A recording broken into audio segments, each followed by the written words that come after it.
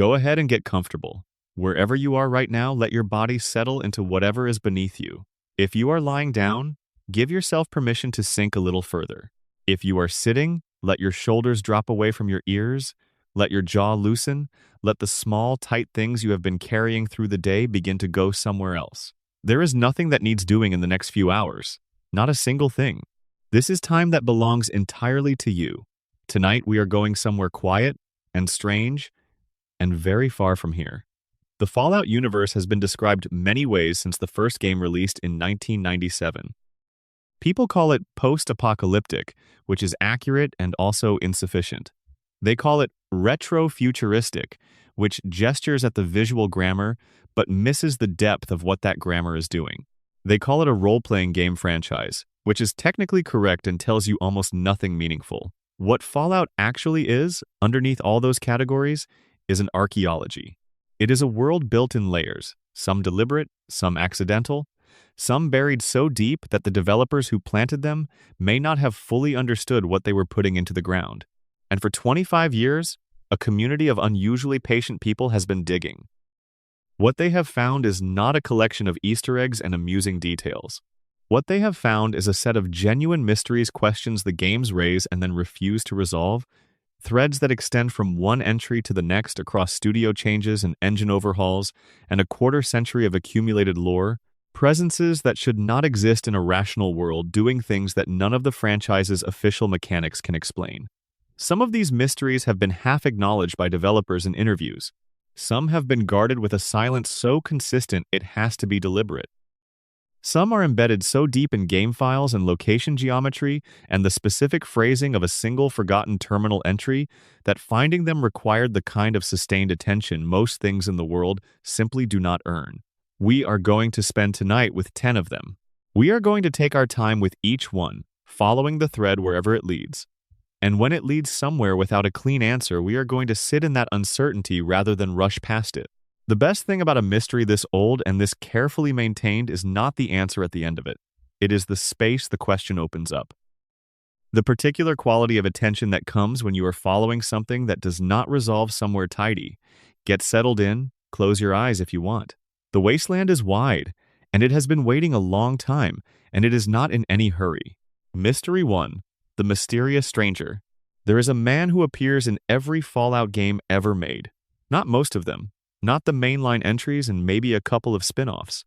Every single one, going all the way back to 1997 when the original Fallout was released by Interplay and Black Isle Studios on hardware that by today's measure would struggle to run a weather app.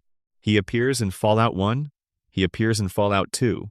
He shows up in Fallout Tactics, in Fallout 3, in Fallout New Vegas, in Fallout 4, in Fallout 76. He turns up in Fallout Shelter, the mobile title. He is present in the board game adaptations. He has outlasted 2 studio collapses, multiple ownership changes, and the complete reinvention of the franchise's visual language and mechanical systems across nearly 3 decades. He is the single most consistent presence in the entire history of Fallout, more durable than any faction, more persistent than any recurring character or location, and almost nothing about him has ever been explained. He wears a dirty yellow trench coat, the kind of coat that belongs to a specific visual tradition, the detective fiction and film noir of the mid-20th century, the era of shadowed doorways and rain-slicked streets, and the private investigator who knows things he should not. He wears a fedora tilted just so, in that way that makes you feel the shadows should naturally be deeper wherever he is standing. He carries a large-caliber revolver, and when he fires it, he never misses. He appears without announcement during moments of combat, fires one perfectly accurate shot at a specific target, and then he is gone before you can complete the motion of turning to look at him directly. No sound of footsteps departing. No door opening. No rustle of the coat passing through a threshold. The space where he was standing is simply empty, and the emptiness has a quality to it, a kind of weight, that distinguishes it from the ordinary emptiness of the wasteland. He is called the Mysterious Stranger. The name communicates almost nothing, which is precisely the point. In the game's mechanical systems, the Mysterious Stranger is attached to a perk that players unlock by investing points in luck. Once active, there is a percentage chance during VATS, the Vault-Tec Assisted Targeting System, the combat mode that allows the game to slow down and present shots as a series of aimed, percentage chance actions that the mysterious stranger will appear alongside the player, fire a single shot with perfect accuracy at the current target, and vanish. The mechanical purpose is clear enough. He is a random benefit, a bonus intervention that occasionally tips difficult combat in the player's favor. Most people encounter him a handful of times across a playthrough and file him away as an entertaining detail, a nod to Western fiction, a bit of atmosphere, nothing to think too carefully about. And then you start thinking about the timeline. The Fallout universe runs on a specific internal chronology the games take seriously and reference with consistency. The Great War, the nuclear exchange that ended the pre-war civilization, happened on the 23rd of October 2077. Fallout 1 is set in 2161, 84 years after the bombs fell. Fallout 2 takes place in 2241, a full 164 years past the end of the Old World. Fallout 3 is set in 2277, New Vegas in 2281. Fallout 4 inches 2287. Fallout 76 begins in 2102 and extends forward across its live service updates, meaning the game's current timeline spans several additional in-game decades. At their widest reach, the game's dates represent nearly 2 full centuries of documented post-apocalyptic history, and across every single year of that span, the mysterious stranger appears. He looks the same in every game. The same coat, the same hat, the same gun, the same capacity to disappear. Whatever he is, ordinary biological aging is apparently not a process that applies to him. The most conservative explanation the community has considered is ghoulification.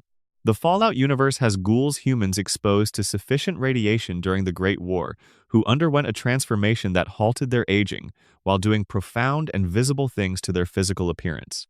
Ghouls can survive for centuries. Several confirmed characters in the franchise are pre-war survivors still walking the wasteland. But ghouls look like ghouls. The mutation that grants them longevity is not subtle. The skin desiccates, the hair falls out, the features become something that characters in the games react to with the specific mix of fear and prejudice the franchise uses to explore discrimination through a post-human lens. Ghouls do not look like weathered but otherwise normal men of indeterminate middle age in quality outerwear.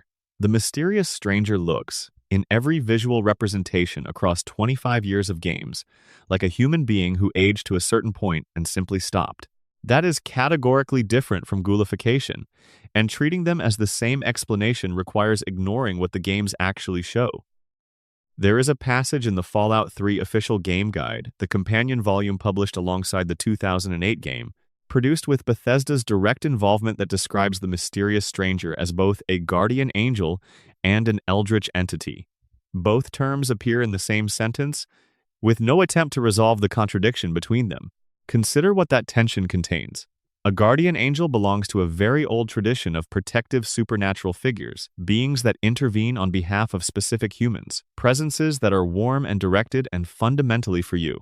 Eldritch is a word with a completely different genealogy. Lovecraft used it. The tradition of cosmic horror uses it to describe things that predate human civilization by spans of time that make 2 centuries of post-war history feel trivial, things that operate so far outside human frameworks of understanding that the categories of harmful and helpful simply do not apply to them, the way those categories apply to things operating within normal human scale.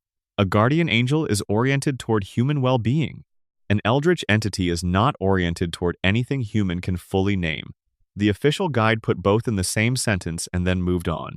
Nobody at Bethesda has addressed the tension in the 15 years since. In Fallout 4, set in the ruins of Boston and its surrounding Commonwealth in 2287, there is a detail that many players who complete the main story never encounter. Under the bed in Nick Valentine's detective agency in Diamond City, located there, with no quest directing you to look, no environmental prompt drawing attention to it, there is a case file.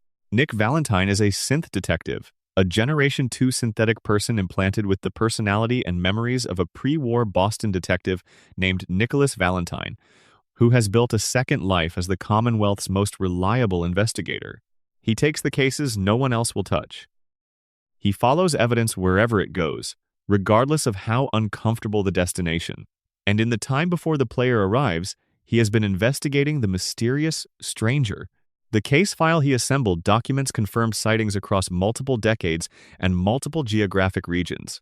It references the Capital Wasteland, the Washington, D.C. region of Fallout 3, over 1,000 miles from Boston. It references New California and the territories covered by the first two games. Nick has gathered this data through channels his own investigative career gives him access to, and his conclusion is measured and specific. This is a dangerous individual with advanced combat capability, an anomalous pattern of appearances and disappearances, and an unknown agenda. He wants the stranger found and questioned. Nick frames the stranger not as a helpful presence, but as a suspect. This reorientation of the stranger's meaning from beneficial flavor detail to subject of a serious criminal investigation is a reading most players never reach because it requires going off-script, entering a location with no mechanical reward, and finding something under a bed.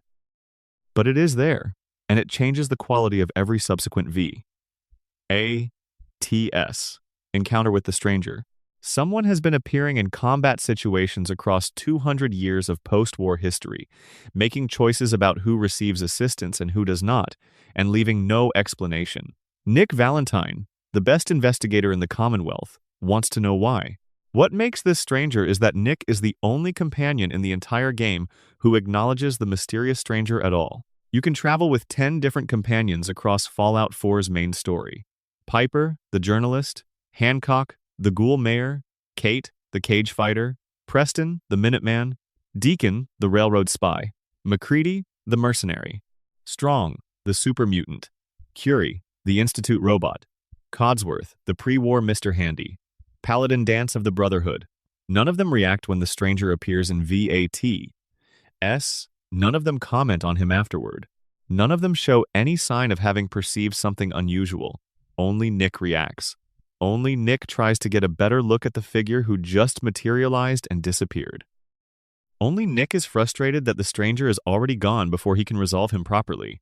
Nick's synthetic perception, the sensory systems of a machine body, calibrated differently from biological human vision, is registering something that every other living or formerly living being in the game cannot perceive. Whatever the mysterious stranger is, something in his nature is accessible to synthetic perception in a way that ordinary biological cognition apparently cannot access. Fallout. New Vegas contains a piece of the stranger's possible personal history, placed with the characteristic indirection that Obsidian Entertainment used throughout that game, putting significant lore in optional content, in locations you only reach through curiosity rather than efficiency. During the side quest Talent Pool, which sends you to recruit entertainment for the Tops Casino, you encounter a man called the Lonesome Drifter sitting at a highway table outside New Vegas. He is a traveling musician, gentle and melancholy, moving through the Mojave without a clear destination and with a guitar that is better company than most people he has met. If you stay with the conversation and ask about his past, he talks about his father. He does not name his father. He describes a man who was somehow difficult to fully account for, whose quality of presence was always a little too slippery for ordinary description, who had a way of moving through the world that the Drifter found impossible to articulate even years later. A man who was there and then was not, who left without explanation and never came back. The Lonesome Drifter speaks of this absence with the specific temperature of old grief that has never properly healed bafflement and loss, held at the same intensity they had decades earlier, not fading, not resolved. He never uses the word stranger. He never makes the connection explicit. But the construction of the dialogue is not accidental. Obsidian was too careful and too precise with language throughout New Vegas to have written that description without understanding its implications.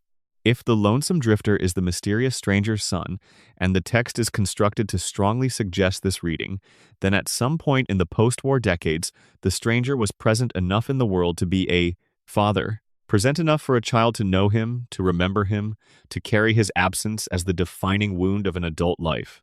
The question of when the stranger's nature changed, if it changed, what it means that an entity described in an official document as Eldritch also apparently had a family in the Mojave, is left entirely, deliberately open. There was also a cut mechanic in New Vegas's design files, documented through the modding community's exhaustive analysis of the game's code. A defensive intervention was built into the stranger's behavior.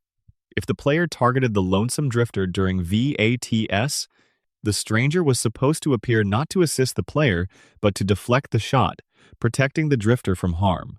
The mechanic was built, tested, and cut, most likely for time, and the logistical complexity of reversing the perk's function. But its existence in the design files tells you how Obsidian was thinking about the stranger. They built him as someone with specific loyalties, someone who could be moved from passive assistance to active protection when a particular line was crossed.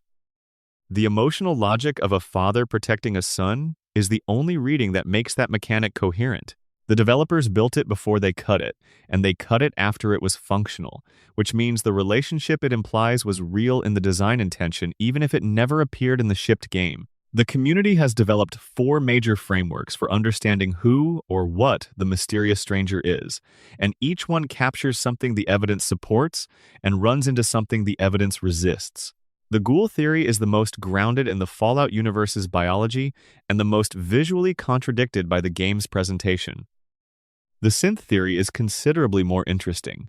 Nick Valentine and the mysterious stranger wear similar clothing styles. Data miners have confirmed that both the stranger's specific model of .44 Magnum revolver and the Grey Tortoise cigarette brand he carries appear with unusual frequency in Institute locations, and the only person who can perceive the stranger is another synthetic entity. Under this reading, the stranger is an Institute creation, either an operative who escaped or a project that developed in an unintended direction, and his apparent agelessness is not biological but mechanical, a machine body that does not deteriorate the way organic tissue does. The supernatural theory follows the official guide's language directly and categorizes the stranger as something outside the Fallout universe's normal physical rules, an entity whose appearances and disappearances are not the product of technology or biology, but of a genuinely different relationship to the laws that govern ordinary matter. One particularly elegant version of this theory connects his visibility exclusively during VATS to the game's own fiction about that system. VATS is described within the Fallout narrative as a state of heightened perceptual awareness, a kind of slowed time that allows for more precise combat decision-making. The stranger can only be perceived during that altered state, only through that widened aperture of awareness. He exists in the intervals between normal moments. He lives in the spaces that ordinary continuous experience papers over. The fourth theory sets aside the question of what the stranger is as an individual and asks what he is as a function. Under this reading, the mysterious stranger is a role rather than a person, something the Fallout universe generates in response to specific conditions, the way a system generates a correction signal when a variable drifts out of acceptable range. The man in the yellow coat in Fallout 1 is not necessarily the same individual as the man in the yellow coat in Fallout 4, any more than a lighthouse keeper is the same person as their predecessor who held the same post. The role persists. The function persists. The coat persists because the coat belongs to the role. What the function is, what the underlying purpose is of placing a perfectly accurate shooter at specific moments in specific combats for specific individuals, is the question that remains open under this reading. A correction, a mercy, something the universe provides to prevent certain outcomes from finalizing. Bethesda has fielded questions about the mysterious stranger in developer commentary and interviews more times than anyone has kept count of, across 3 decades of the franchise's public life. The answer has always been a version of no comment. The mystery has been protected through studio changes, through complete visual and mechanical reinventions of the franchise, through every new game that had the opportunity to explain him and instead chose to add another carefully placed detail without resolving anything. The accumulation of deliberate detail without resolution is its own communication. These are people who know exactly what they are doing with this. The mysterious stranger stands at the edge of every Fallout game in his dirty yellow coat, and the most accurate description of him after 25 years of careful attention is identical to what it was in 1997. He appears, and then he is gone, and whatever he is, the wasteland keeps making room for him. Before we continue, if you are somewhere in the world right now, whether it is the deep quiet of 3 a.m. where you are or the long, slow dusk of a summer evening, drop it in the comments. Tell me where you are and what time it is. I always find it genuinely remarkable to know that videos like this reach people across different time zones and different seasons, all of them settling into the same stories at the same time. And if you have not subscribed yet, it takes 2 seconds and it means you will find the next one. Now, back to the Wasteland. Mystery 2. The True Purpose of the Vaults. The vaults are the most recognizable image in all of Fallout's visual design. That enormous circular blast door, the gear-shaped steel slab with its locking bolts and its warning placards, and the faded Vault-Tec corporate logo mounted above the frame, has become one of the most iconic pieces of environmental storytelling in the history of video games. Anyone who has spent time with Fallout knows what a vault door looks like. They know the sound it makes when it unseals, that long mechanical groan as decades of pressure equalize and the door begins to swing outward. They know the particular quality of the space on the other side. The slightly too bright fluorescent lighting, the clean lines of the pre-war institutional design, the sense of a world that stopped on one specific day and has been holding its breath ever since. The vaults are presented to the player, and in the fiction of the world were presented to the pre-war American population as survival infrastructure, the places where human civilization would shelter through the nuclear exchange, maintaining population and knowledge and institutional continuity until the surface became habitable again. They are described in pre-war promotional materials found throughout the games as the ultimate expression of American ingenuity and care for its citizens. They are the lifeboats. The reality of the Vault program is one of the most sustained and deliberate revelations in the franchise's 25-year history. It has been built piece by piece, each new game adding another layer, until the picture that emerges is both more coherent and more disturbing than the sum of its parts. The basics have been clear for some time. Most vaults were not simply survival shelters. They were experimental facilities running systematic research programs on their populations, programs those populations were never informed about and never consented to. Vault 11 inches, the Mojave operated on a mechanism requiring the population to sacrifice one of their own annually or face automated extermination of the entire population, a study of how communities respond to institutionalized coercive sacrifice across multiple generations. Vault 92 inches, the Capital Wasteland piped specific audio frequencies into the sleeping quarters of its inhabitants, frequencies engineered to trigger violent ideation, a study of what populations do when made episodically homicidal by the environment designed to protect them. Vault 81 inches, the Commonwealth was set up to test experimental medical treatments on its inhabitants without their knowledge, using them as unwitting subjects in a large-scale pharmaceutical research program that the designated Vault scientists were supposed to conduct in secret. Vault 77, referenced in side content, apparently contained one man and an enormous crate of hand puppets. The experiments range from the methodically cruel to the bureaucratically absurd, and their cumulative weight paints a picture of an institution that used the existential threat of nuclear extinction to construct the most comprehensive involuntary human research program in history. For a long time, the community's working explanation was that this was the franchise's satire of corporate greed, operating without ethical constraint, an extension of the dark comedy that runs through all of Fallout's engagement with American institutional culture.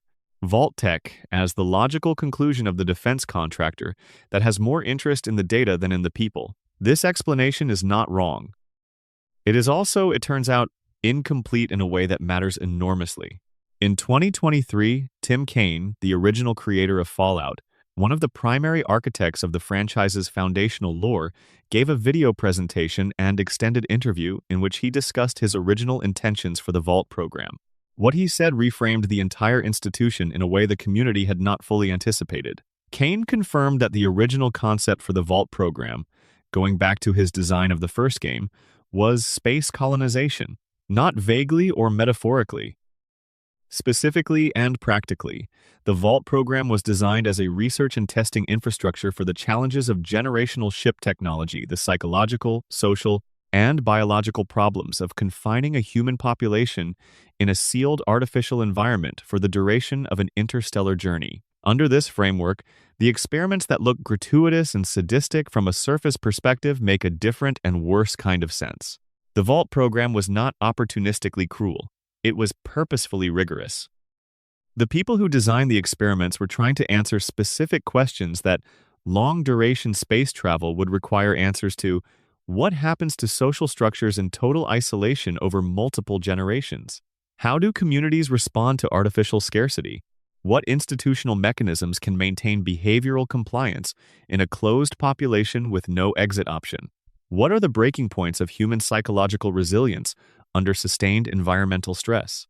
What happens to a community that knows it is the last remnant of its civilization? These are not questions that casual cruelty generates.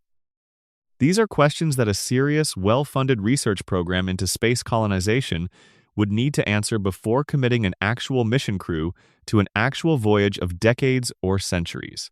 The 122 documented vaults in the franchise's lore include 17 control vaults bunkers run without deliberate experimental conditions, whose populations were allowed to live as normally as a sealed underground shelter allows. The existence of control conditions in a research program implies a study design, a structured scientific framework with the statistical discipline that distinguishes real research from institutional chaos. Someone was doing this carefully. Someone needed clean comparison data.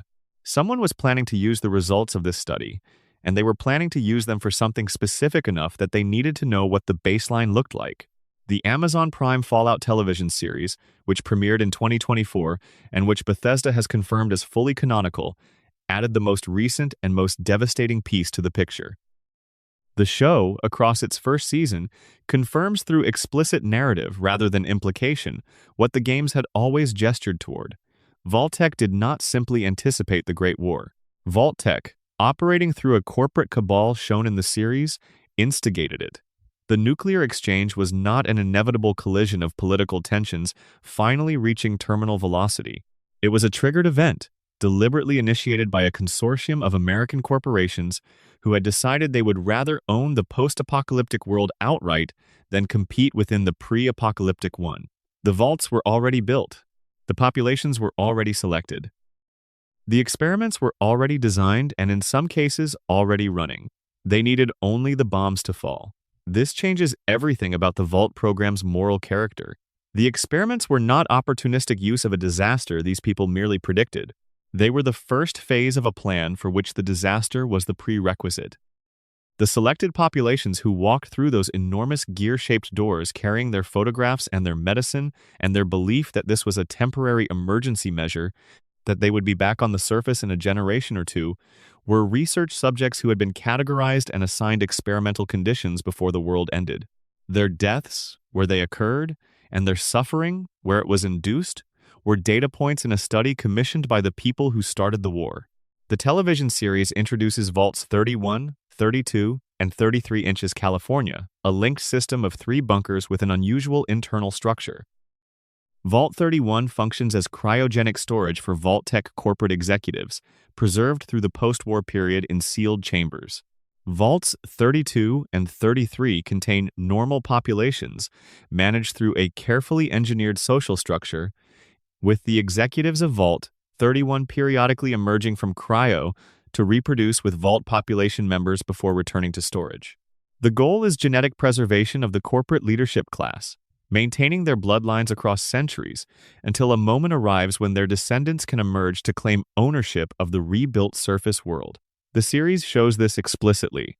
It is not an interpretation. The 17 control vaults come back into focus once you have the full picture. These were the bunkers where nothing went wrong by design, where the populations were not subjected to deliberate stress, where the conditions of ordinary sealed shelter were maintained without induced crisis. The existence of 17 out of 122 vaults as controls is a relatively small proportion, roughly 14%. In a conventional research design, that ratio suggests the researcher considered experimental conditions to be the normal expected range and clean conditions to be the exception worth measuring, precisely because exceptions are rare and diagnostically valuable. What the experimental condition is, in this reading, is not the extreme case. It is the expected condition. The vaults were designed for a world in which 86% of all sealed human populations would be under systematic stress of one kind or another. The 17 clean vaults were the anomaly in the dataset, not the experiments. There is also the question of the data. The experiments produced data. 200 years of data in some cases, tracking how populations behaved under every conceivable form of institutional stress, recording biological changes, behavioral adaptations, social structure evolution, psychological fracture patterns. This data still exists in the vaults that were not destroyed, on terminals that are still accessible, in records that the right researcher could compile into something with enormous analytical value. What no one has found in 25 years of deep lore exploration is any clear evidence of who the data was intended to reach, any record of a surviving receiving institution, any evidence of a plan to compile and use the results of the Vault research program in the way the original design implies. The institution that commissioned the study is gone, or in hiding, or in cryostasis. The research exists, but its destination has been severed. Which means, under the logic of the lore, the destination is still out there somewhere. The plan has not been abandoned. It has been interrupted. And the people in the cryo chambers of Vault 31, and wherever else the corporate successors have preserved themselves, are still planning to claim what they believe they purchased with 200 years of careful data and the lives of millions of unwitting research subjects. The Vault program's true purpose is not complete. It is simply waiting, the way everything in the wasteland waits, for conditions to be right. Mystery 3. The Dunwich Horror. There is a thread running through the entire Fallout franchise connecting Fallout 3 to its DLC content, to Fallout 4 to Fallout 76, that the games never name and the developers have only partially acknowledged. Following it requires treating the games not as individual entries but as installments in a longer argument, one that has been building across 20 years and 4 separate development contexts. When you do follow it, from beginning to wherever it currently ends, what you find is a genuinely sustained engagement with the tradition of cosmic horror that goes much deeper than atmosphere or reference. The thread begins in Fallout 3, in a location called the Dunwich Building. The name is an immediate signal to anyone familiar with H.P. Lovecraft. The Dunwich Horror is one of his most significant novellas, published in 1929, describing a remote Massachusetts community that has been in contact with something ancient and enormous and fundamentally outside human comprehension for long enough that the contact has left permanent marks on the landscape and the people who live on it. The Fallout 3 location shares more than a name. The Dunwich Building is in the northeastern part of the Capital Wasteland, in a region with no major quest directing you there. It is optional. You find it by exploring rather than following the critical path. And once inside, you have the same choice at every level, because the building rewards nothing except the experience of having gone into it. That experience is among the most precisely crafted horror sequences in the franchise's history. The darkness inside the building has a weight to it that the game communicates through the behavior of the feral ghouls who inhabit the structure. Ghouls throughout the wasteland are erratic and aggressive, but the ghouls in the Dunwich Building move differently with a quality of purposefulness that implies some organizing influence outside their own diminished cognition, as though they are not simply feral creatures haunting a space they stumbled into, but inhabitants of a place that has specific meaning to something they are connected to. As you descend through the building's levels, you find terminal entries from former employees of a company called Janitorial Services Incorporated. Ordinary workplace records that gradually document a progression from routine complaint to something the employees clearly cannot account for within ordinary frameworks. Voices without sources. Visions too detailed and too consistent to dismiss as stress responses. A quality of attention from somewhere beneath the building that the entries describe with increasing desperation and decreasing coherence. At the bottom of the building, in the deepest basement level, there is a ritual space.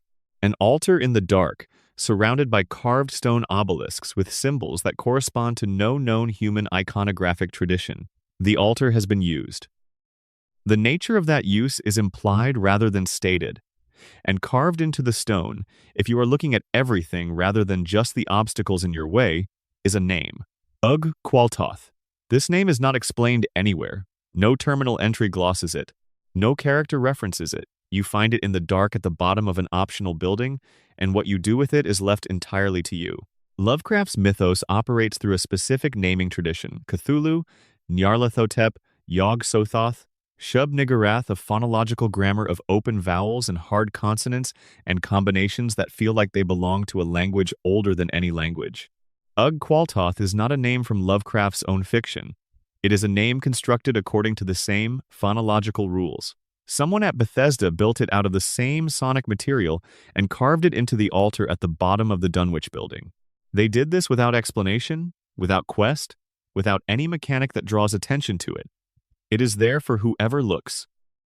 The thread continues in Fallout 3's Point Lookout DLC, which takes the player to a swampy coastal region of Maryland that has been distorted beyond its pre-war state by decades of combined environmental contamination and something less easily categorized. In Point Lookout, there is a book called the Krivbekni, another name constructed in the Lovecraftian phonological tradition, a book of rituals associated with the same cosmological framework as the altar in the Dunwich building. The ritual tradition documented in the Krivbekni has been practiced by Point Lookout's tribal population, semi-feral humans whose behavioral patterns have been permanently altered by long-term contact with whatever the book represents. The change in the tribals is not explained as mutation or radiation damage. It is presented as contact. Something has been in contact with this community for long enough that the community has become different in ways that go deeper than biology. Then Fallout 4, set in the ruins of Boston, which is to say, very close to Dunwich, Massachusetts, which is where Lovecraft set his 1929 novella. The game includes a location called the Dunwich Borers, an active stone quarry that was still operational on the 23rd of October 2077, now inhabited by a raider gang with a specific quality to their dysfunction. The raiders in Dunwich Borers have been at the quarry long enough for the quarry to do something to them, and their terminal entries track that process with the same recognizable progression as the Dunwich building entries. Initial dismissal of strange experiences, growing unease, then a particular brand of terror that has not, somehow, produced the obvious response of leaving. They are seeing things. They are drawn to something at the bottom of the quarry. They cannot explain it, and they cannot stay away from it. At the bottom of the quarry, accessible through a submerged passage in a flooded chamber, there is a stone face, enormous, far larger than the tunnel that leads to it, which raises its own questions about how it came to occupy the position it does. Its features do not complete a fully human expression. Its presence in the water produces a specific quality of disturbance in the raiders who have spent time near it.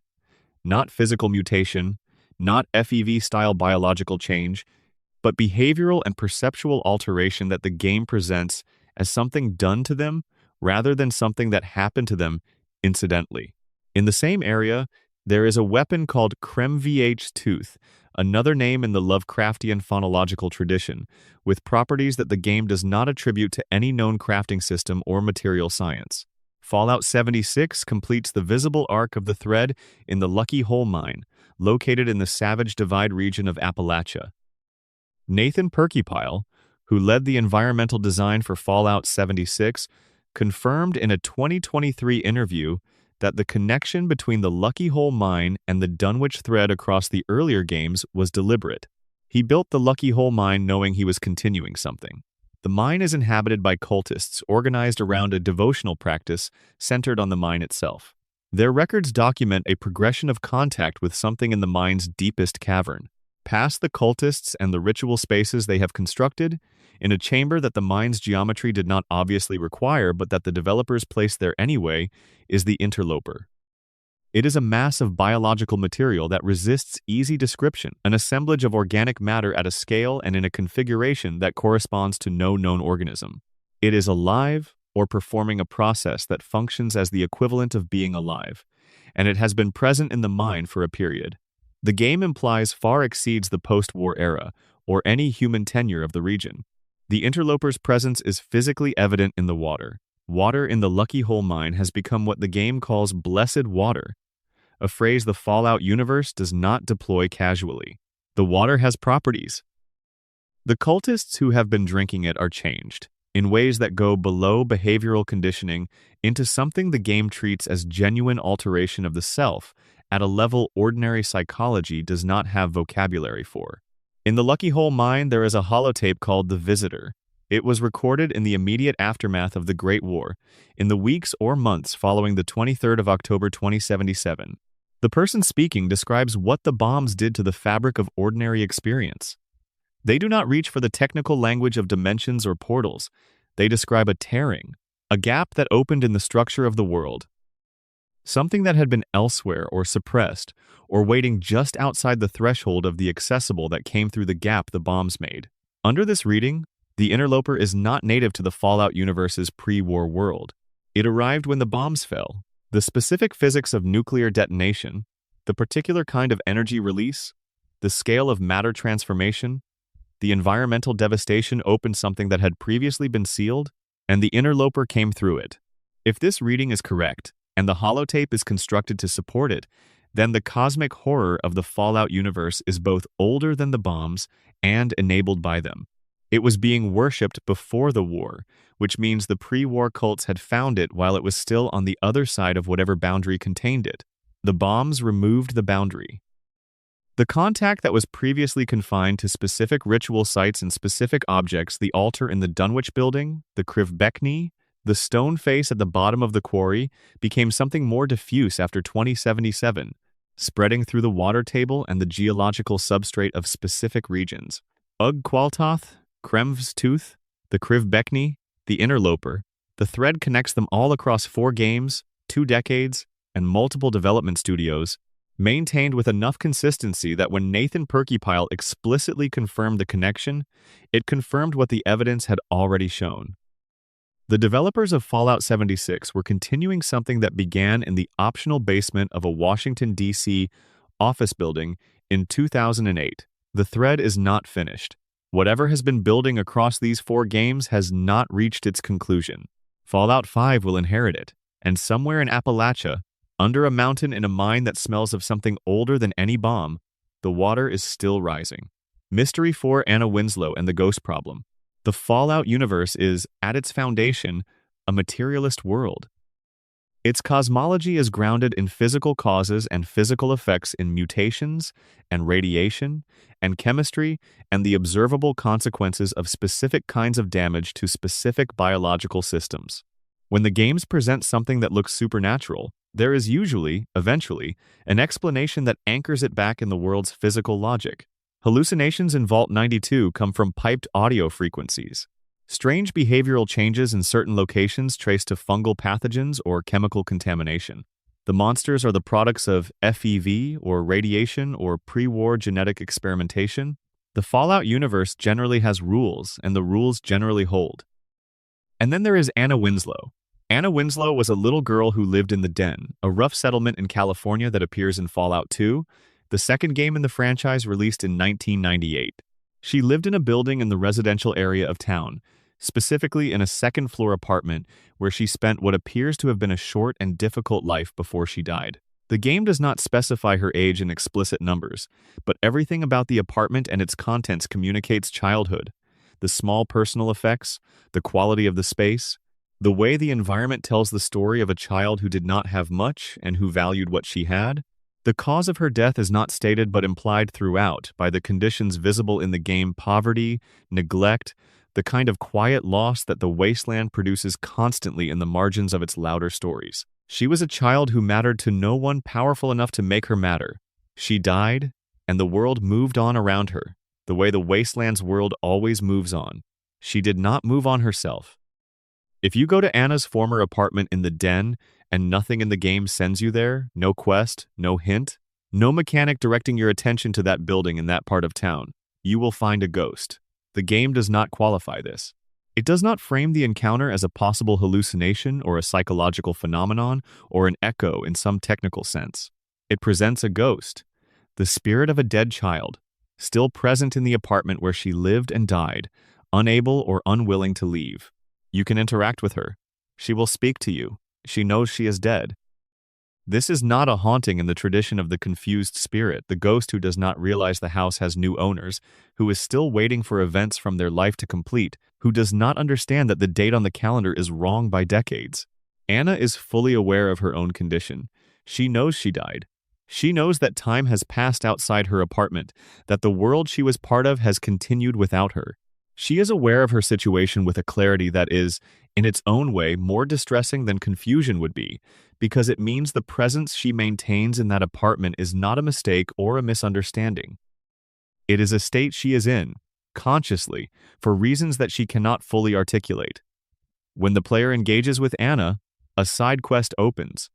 She wants her locket returned to her.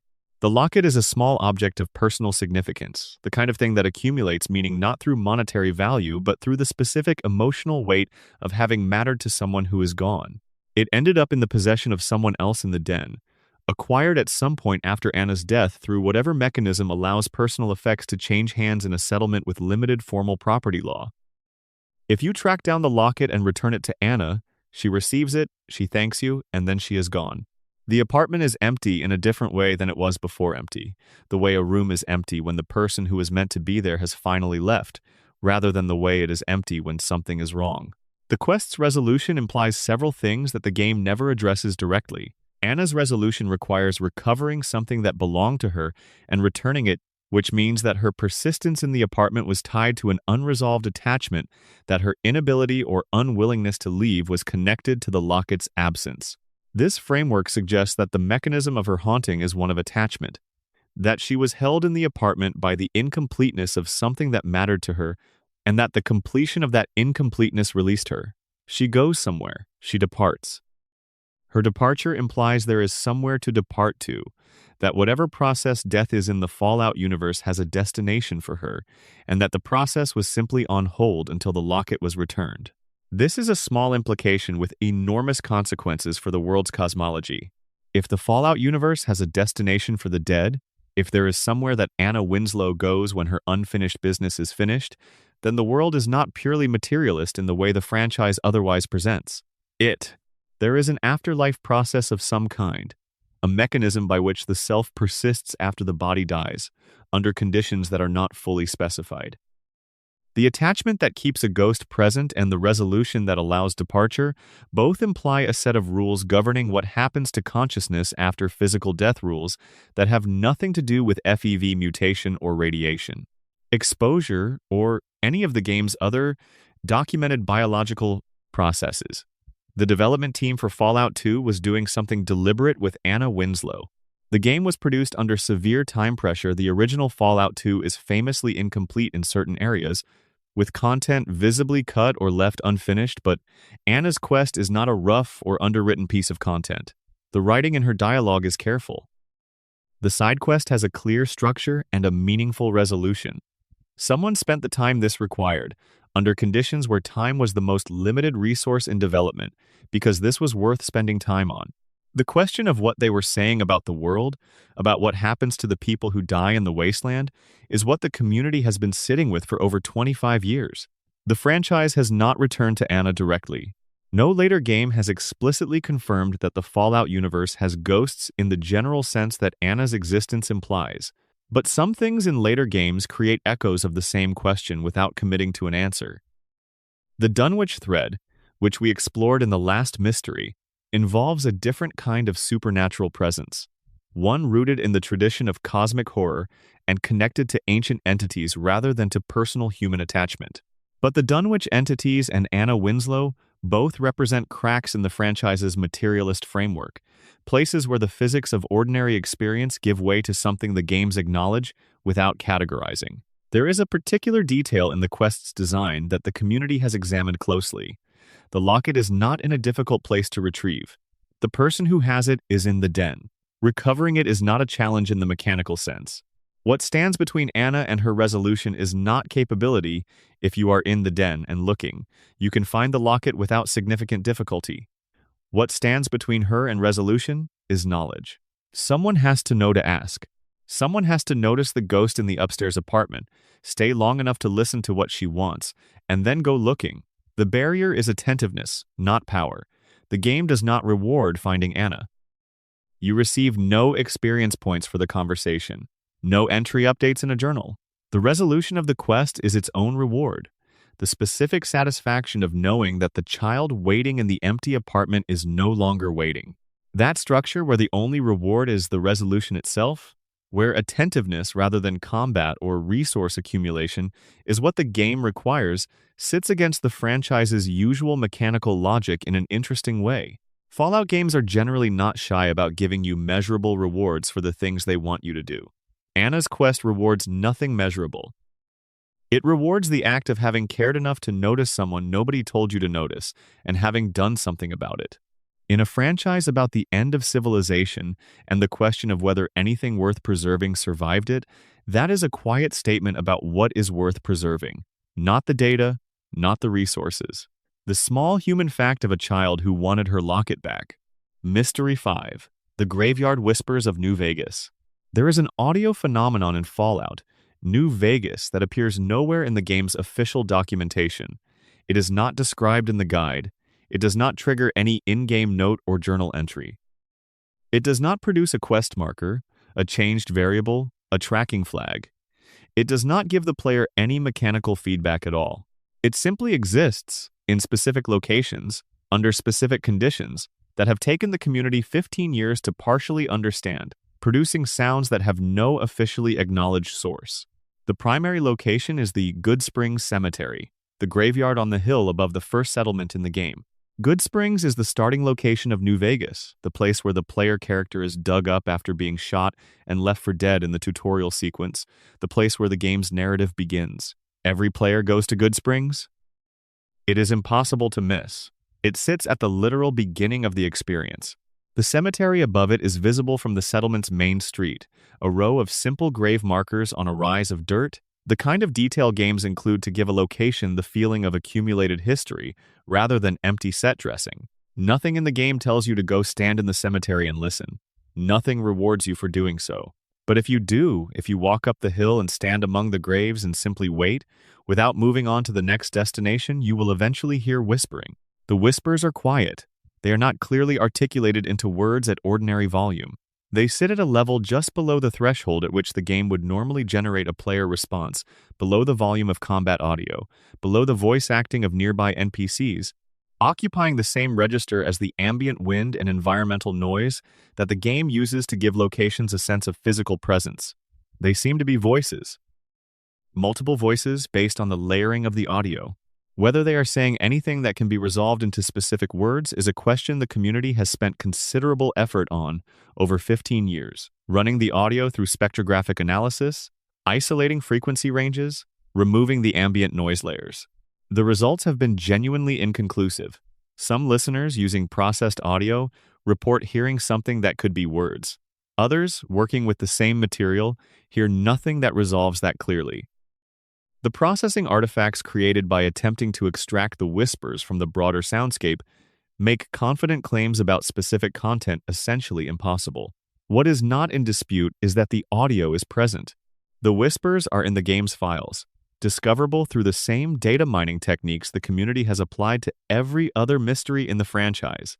They are triggered by specific conditions in the Good Springs Cemetery. The exact trigger conditions remain incompletely understood after 15 years of careful testing, which is itself significant. A simple ambient audio trigger would be fully mappable.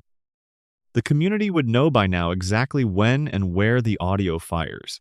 The incomplete mapping of the conditions suggests something more complex, a trigger system with multiple variables that interact in ways the available tools have not fully resolved. And the Good Spring Cemetery is not the only location. Camp Forlorn Hope, the NCR military outpost in the game's eastern region that has been the site of sustained and ongoing combat between NCR and Legion forces, has audio anomalies in its outer perimeter that map to the same pattern. Bitter Springs, a location whose history the game documents carefully, the site of a massacre in which NCR soldiers following orders killed a large number of civilians, including children in an operation that went catastrophically wrong, has ambient audio in certain areas that the game's sound designers have never publicly described as intentional and that behaves like the Good Springs whispers in its trigger conditions and character. The pattern across all three locations is consistent. Places where people died, specifically where people died badly, in circumstances that produced sustained suffering rather than clean and sudden endings. The Good Spring Cemetery is a repository of deaths, a formal, designated place for the dead, which carries its own symbolic weight in a world that does not always have the resources for that kind of formal acknowledgement. Camp Forlorn Hope is an active site of combat death, where soldiers are dying continuously, and the dying has been ongoing long enough that the place itself feels saturated with it. Bitter Springs is a site of massacre, a specific event with a specific date and a specific terrible character, a place whose history is defined by what happened there on one particular day. The audio anomalies do not appear in locations defined by other kinds of significance. They are not in Diamond City, which is the most populated and most economically significant location in New Vegas's predecessor game. They are not at the Mojave Outpost, which is a location of considerable political significance for the NCR. They are specifically and only in places defined by death, and not all death equally, but death that has a particular quality of wrongness to it, of incompleteness, of suffering that did not get a clean ending. This distribution is the detail that makes accident implausible. Random audio artifacts generated by engine behavior do not cluster in locations with specific histories of traumatic death.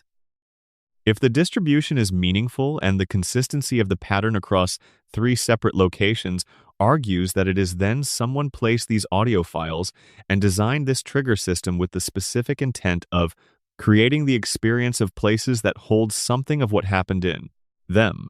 The most common community interpretation treats the whispers as residual haunting, in the sense that paranormal folklore uses that term. The psychic or energetic impression left by traumatic death, accumulating in the physical environment of the place where that death occurred, perceivable under specific conditions by sensitive observers. This framework is coherent with what Anna Winslow established in Fallout 2 if consciousness can persist in some form after death, as Anna demonstrated. Then the residue of traumatic death leaving a mark on the environment of the place it occurred is a plausible extension of the same underlying principle.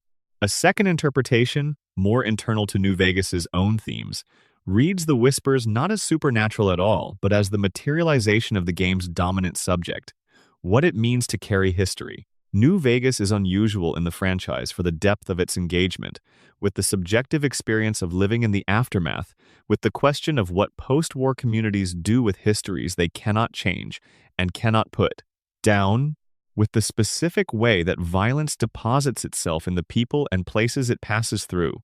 Under this reading, the whispers are not the voices of the dead literally speaking.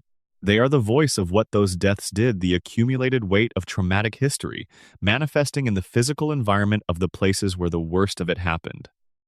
Not a supernatural phenomenon, but a psychological and cultural one, made acoustically present through game design. The New Vegas development team at Obsidian has never addressed the whispers in any available interview or developer commentary.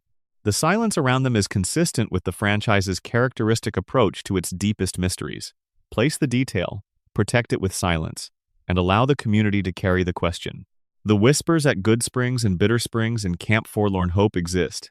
They have no official explanation. They cluster in locations of specific historical character with a precision that rules out accident. And finding them requires exactly the quality of attention the game otherwise does not reward. Standing still, in a graveyard, listening to what is already there. Mystery 6, the Mothman, the Interloper, and Lucky Hole Mine.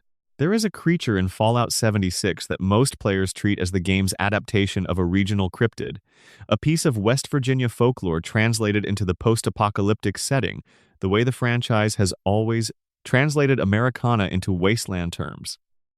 The Mothman appears in the game as a large winged entity, clearly referencing the real-world legend from Point Pleasant, West Virginia.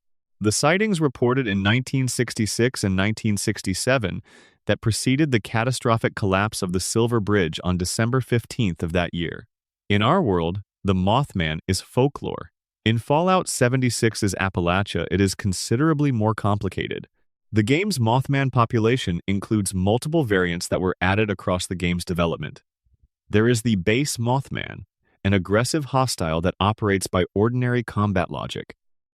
But there is the Wise Mothman, a non-hostile variant that appears under conditions the community has spent years trying to fully map, and the Black Mothman, a rare variant whose behavioral profile is different again. The Wise Mothman does not attack, it observes. It maintains a specific distance rather than closing to combat range, and players who have spent time watching it describe its behavior with a quality that is different from the passive wildlife of the game, a quality of genuine watchfulness, of something paying attention to the player in a way that most creatures in the game's world do not. The Wise Mothman appears to be looking at you, What it is looking at you for is not in any terminal entry. Before the bombs fell, there was a cult of the Mothman operating in the Point Pleasant area. Their records are distributed across the game's geography in the Mothman Museum, in the homes of cult members, in the records of community institutions that the cult had influence within. The cult was not a socially marginal fringe group. Their theological documents show intellectual effort and internal consistency. Their central belief was that the Mothman could see events before they occurred, that it had a prophetic relationship to time that human perception does not, and that being seen by the Mothman was significant, that its attention was meaningful rather than incidental, that the content of its warnings, communicated through the circumstances of encounter rather than through anything as direct as speech, could tell the prepared observer something important about what was approaching. Some cult members reported receiving warnings in the days before the 23rd of October 2077. The records do not specify the warning's content with clinical precision, but their timing in the period immediately preceding the Great War is significant. The people who were paying attention to the Mothman sensed, in the weeks before the bombs fell, that something was coming. They did not know what form it would take. They knew something was changing in the quality of what the Mothman was communicating. The Mothman's relationship to the Dunwich thread is not made explicit in any dialogue or terminal entry, but the connection is built into the shared vocabulary of the two phenomena. The cult's relationship to the Mothman and the Lucky Hole Mine cultists' relationship to the interloper are described in similar terms. Long-term contact with an entity not fully comprehensible within ordinary frameworks, devotion that comes from direct encounter rather than tradition, behavioral alteration in the population that has been in contact longest. Both phenomena are treated by the Fallout 76 developers as part of the same general category of experience. The holotape called The Visitor in the Lucky Hole Mine, recorded in the immediate post-war period, frames the interloper as something that came through a gap the bombs made. If nuclear detonation can tear the boundary that separates the ordinary physical world from whatever lies outside it, and if the interloper came through one such tear in the Appalachian region, then the strengthening of the Mothman's presence in the same post-war period, the transition from a cult practice that was interpreting the entity through ritual observation to direct encounters with non-hostile wise Mothman variants that behave in ways the pre-war cult had no language for, might represent the same general process. The bombs remove the boundary.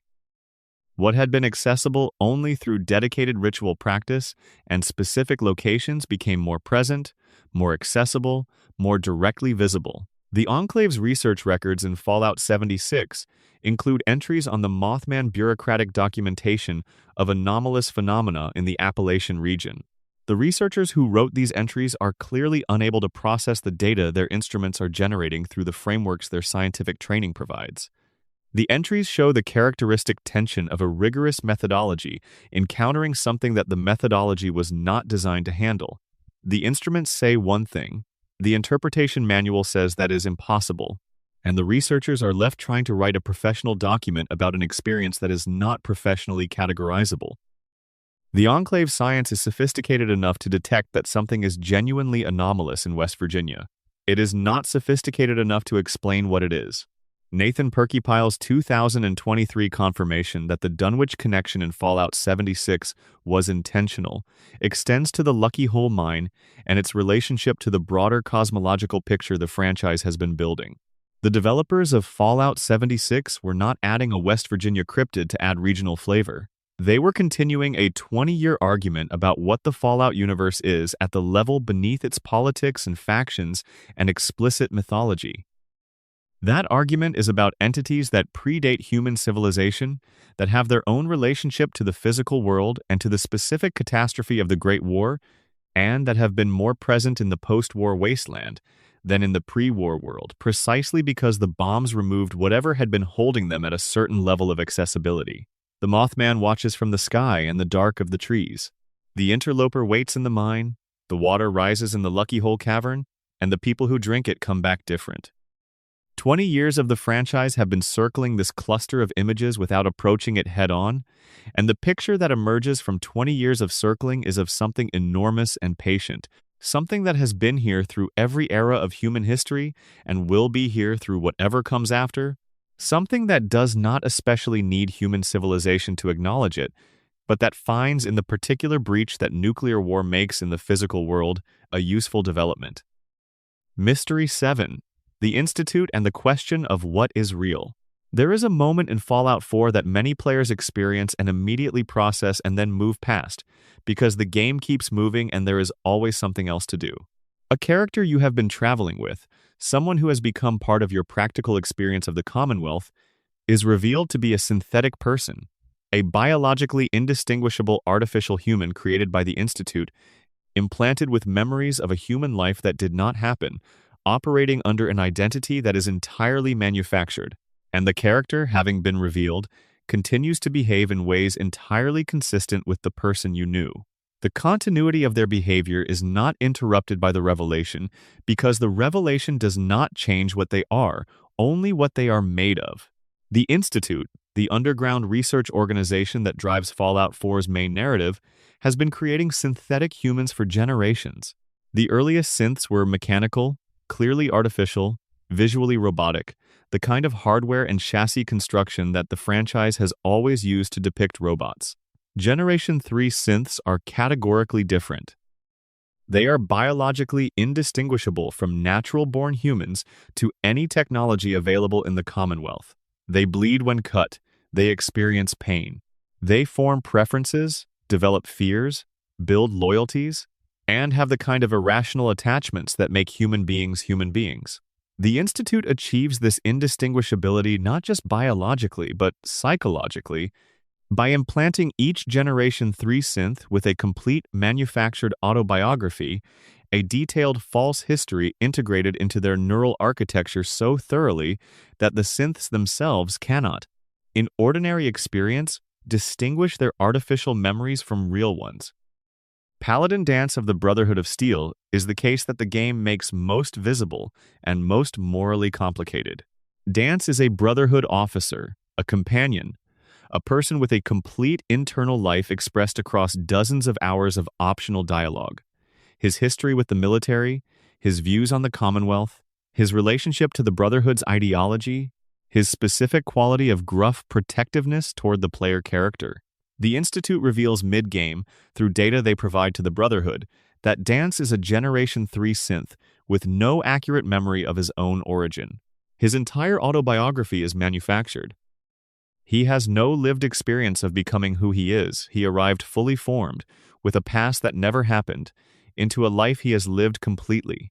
When the revelation occurs, the game asks, through its faction mechanics and dialogue options, what you think this means. Whether the person you know is the same person now that you know, whether origin determines identity, whether 20 years of lived experience inside a manufactured framework constitutes a real self or a convincing simulation of one. The game does not answer this question. It offers you positions to take, actions to perform, faction alignments to express through choices that have consequences.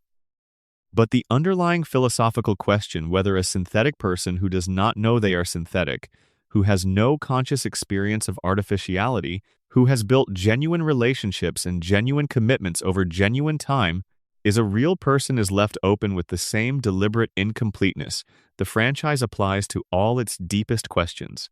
The character the community has spent the most careful time with in this space is not Dance, it is Sturges. Sturges is a background character in Fallout 4, a mechanic attached to Sanctuary Hills, the pre-war suburb that serves as the player's starting location and for many players the site of their first settlement. He is cheerful and helpful and competent in a quiet way, and he has no major storyline.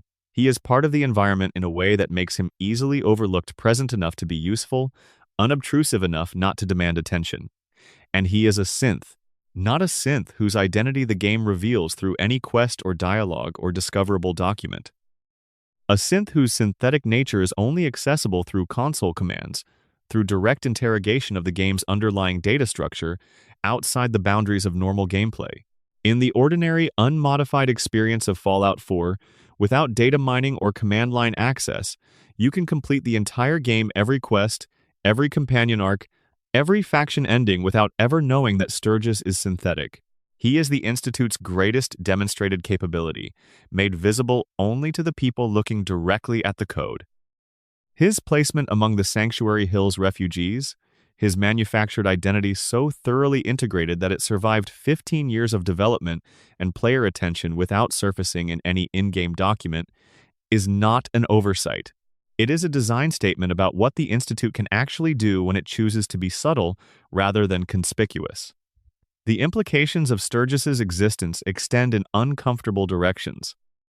If the Institute can place a synthetic person in a survivor community with such thoroughness that the game's entire narrative infrastructure failed to create a single discoverable hint of his identity, then the question of who else is placed elsewhere, and where, and how many, cannot be answered through any available methodology.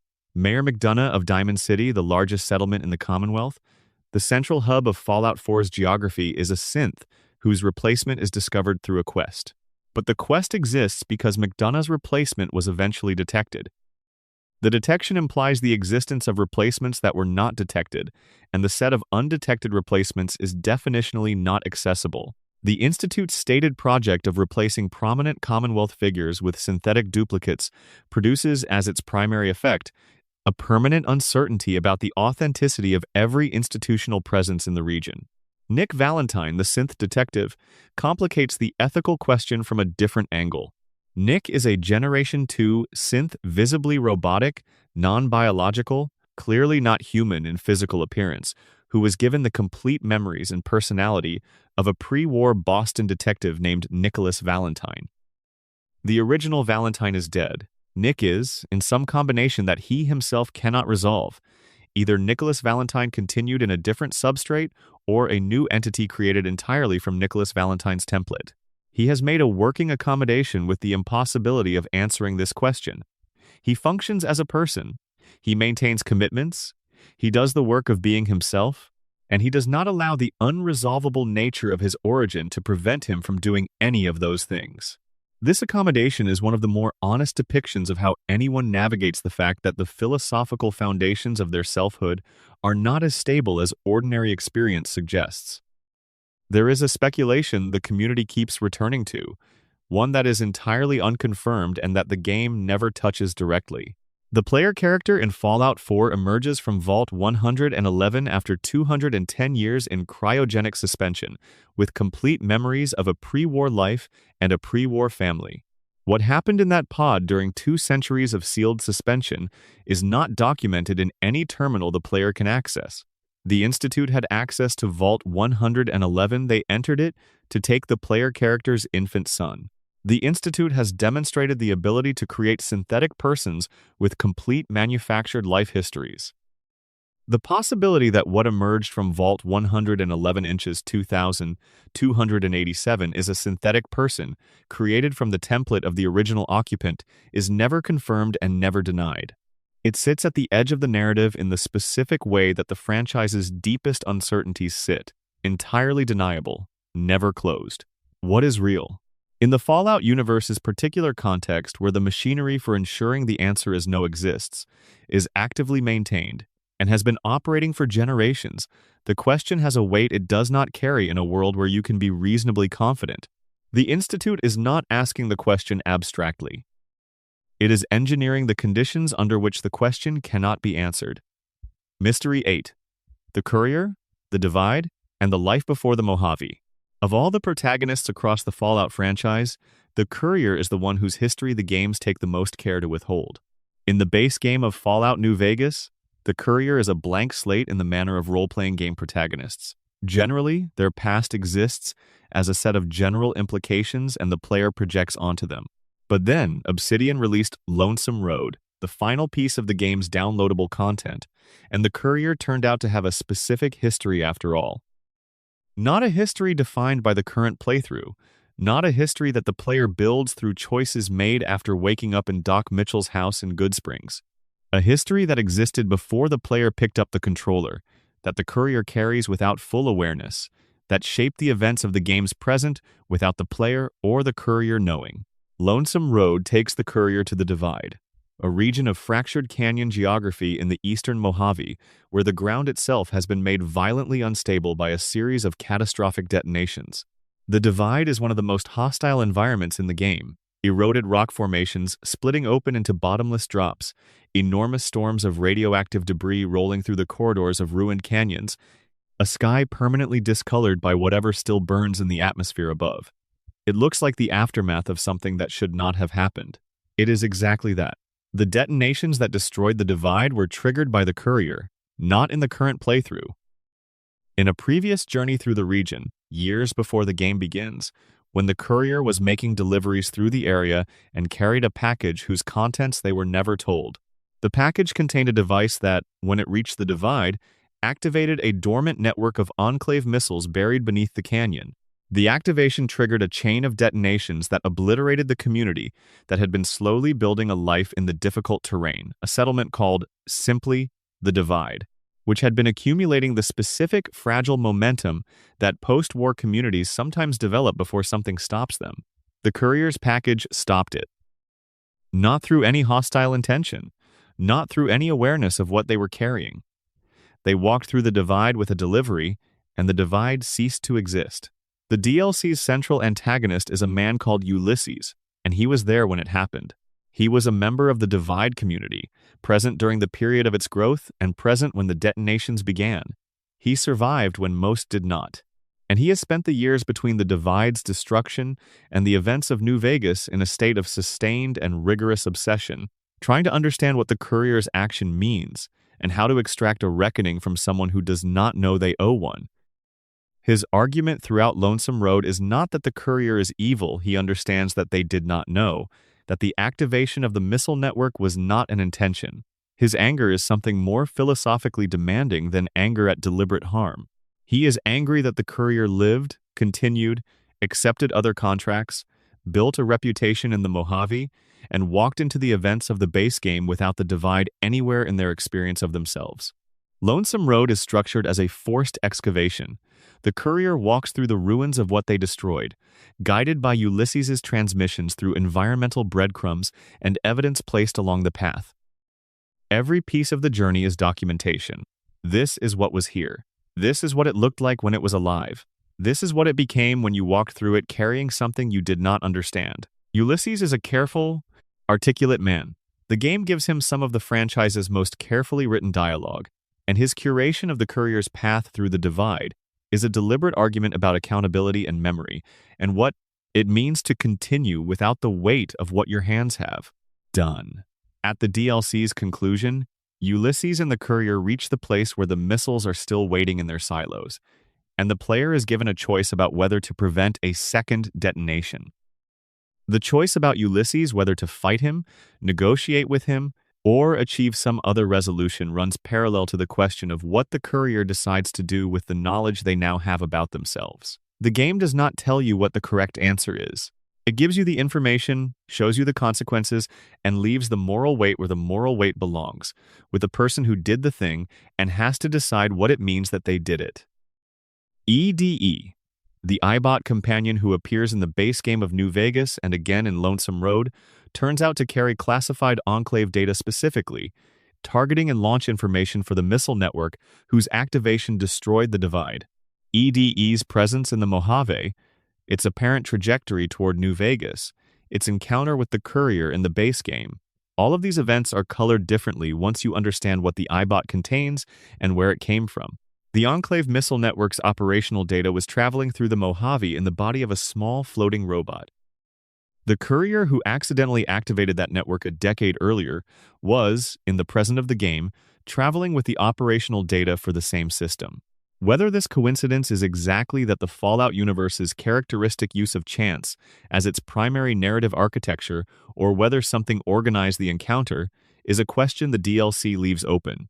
The base game of New Vegas contains references to the courier's pre-game history that become legible only to players who have completed Lonesome Road. Specific dialogue options take on a quality of recognition. Certain observations the courier can make in particular locations carry a weight that a first-time player cannot account for. Obsidian built the base game and its DLC as a framework in which the DLC's revelation is the key to reading the protagonist correctly, a structure that makes the most complete version of the character available only to players who pursue all of the content in the appropriate order. The courier the player projects onto in the base game is not wrong exactly, but they are incomplete. Lonesome Road provides the missing part.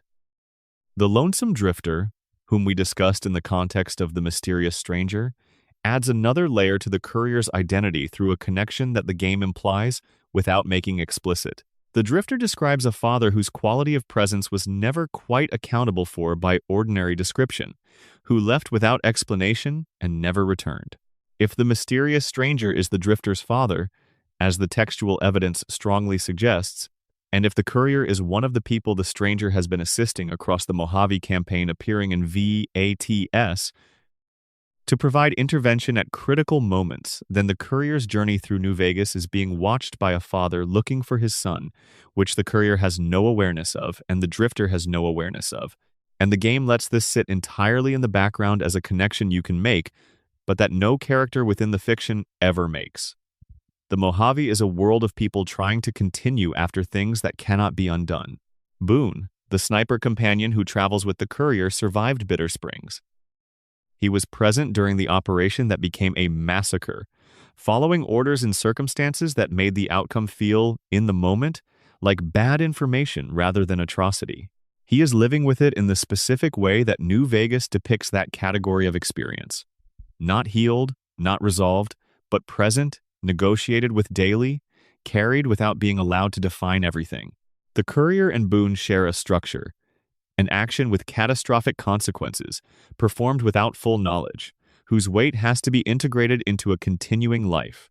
The game places them together in the wasteland and allows the parallel to exist without ever naming it.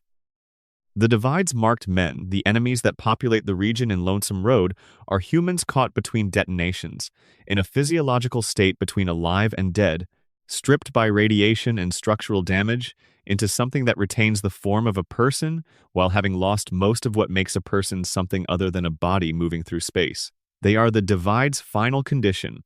They are what the courier's package made of the people who were there. The game makes you fight through them to reach Ulysses, which is a design decision that functions as an argument.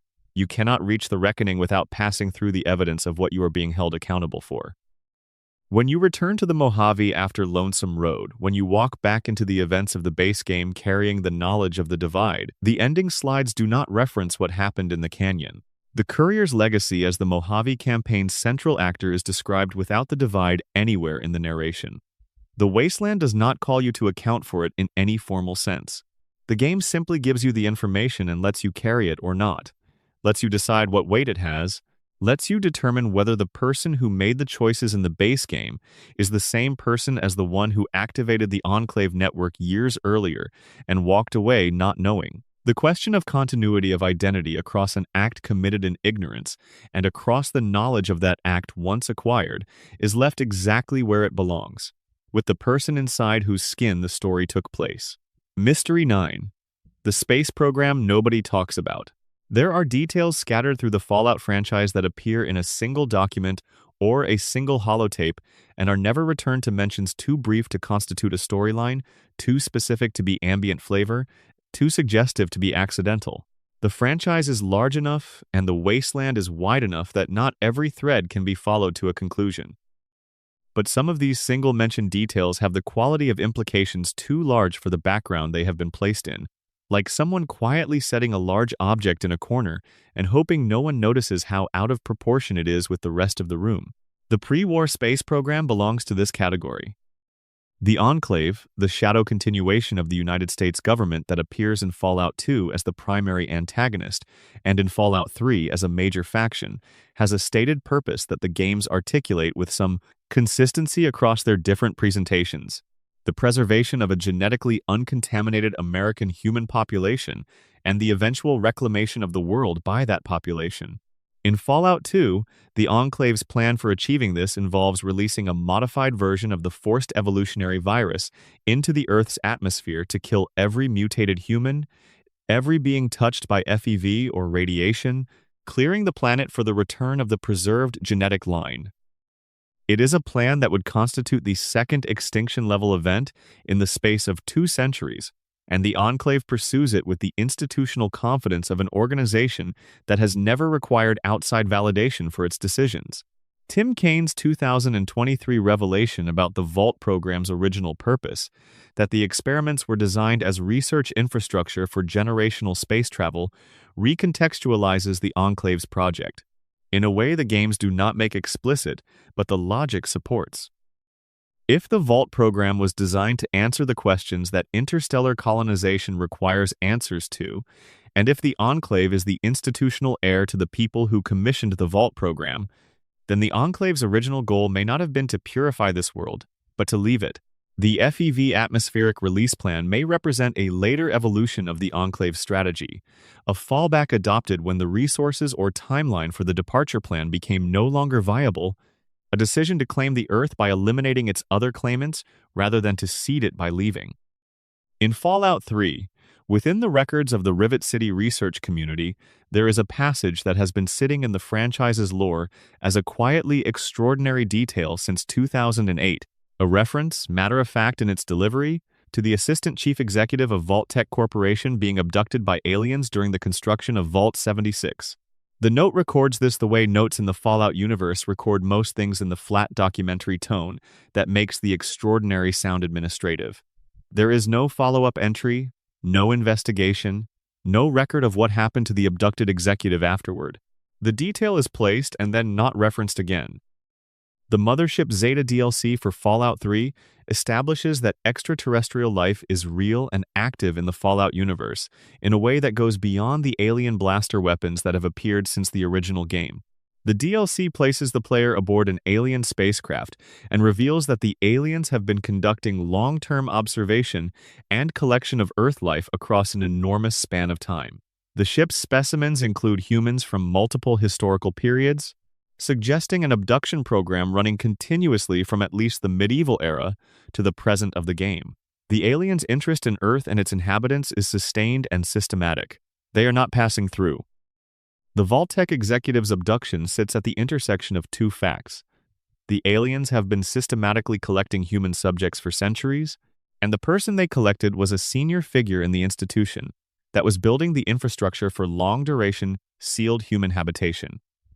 The closest pre-war equivalent to the infrastructure, a generational ship, would require. The timing of the abduction, during Vault 76's construction, coincides with the period when Vault-Tec would have been making its final design decisions about the most significant aspects of the Vault network.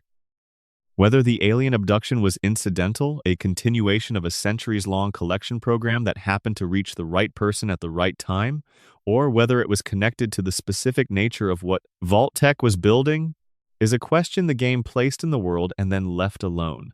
The connection the community finds most interesting is between the alien abduction program and the Vault program's stated original purpose. If the aliens have been studying human biology and human behavior for centuries, and if the Vault program was designed to research the conditions of long-duration sealed human populations for space colonization, then the two research programs are, at the broadest level, interested in the same question: what happens to humans under the conditions of space? The possibility that the Vault-Tec research program was influenced, directly or indirectly, by information obtained from an alien source through the abducted executive, through other contacts the records do not document, through whatever the aliens communicate through the specimens they collect, cannot be confirmed by any available evidence. But the Fallout universe has always rewarded the question that the evidence gestures toward without reaching, and this is where that gesture points. In Fallout 4, the USAF satellite station, Olivia, a pre-war military communications installation, contains records of a deep space communication program, a pre-war attempt to establish contact with something beyond Earth's immediate orbital neighborhood. The records are incomplete and partially corrupted, as everything in the wasteland is. The fragments that are readable suggest a program more extensive than a simple communication relay. The station was apparently doing more than maintaining contact with orbiting infrastructure. What the additional work was is not specified in any terminal the player can read, which is either a matter of record destruction over 2 centuries of abandonment or a deliberate absence in the documentation from the beginning. The space program nobody talks about is not a single project or a single institution. It is an accumulation of fragments across multiple games and multiple institutional histories. The Vault program's original purpose, the Enclave's departure plan and its later evolution, The alien abduction of a Vault-Tec executive, the deep space communication infrastructure at Olivia, the off-world research references in Enclave documents across the franchise. All of these things exist in the same universe, across the same timeline, attached to the same civilization. What connects them, if anything does, is a question the franchise has not answered. But the stars in the Fallout universe's night sky are the same stars as in ours, and what is up there, and whether anything was sent up there, and whether what was sent reached a destination and found something already waiting, this is sitting in the background of every post-war night, just past the light of the fire. Mystery 10, The World That Diverged and What Came Through. Every mystery we have explored tonight operates within the Fallout universe's own geography and timeline-specific questions about specific characters, specific locations, specific threads of evidence. This final mystery is different. It is the question underneath all the other questions, the frame that the franchise has been building without ever fully naming the largest context in which all the other contexts sit. The Fallout universe diverged from our own at some point in the mid-20th century, and the games have never specified where or when exactly. This imprecision may itself be meaningful.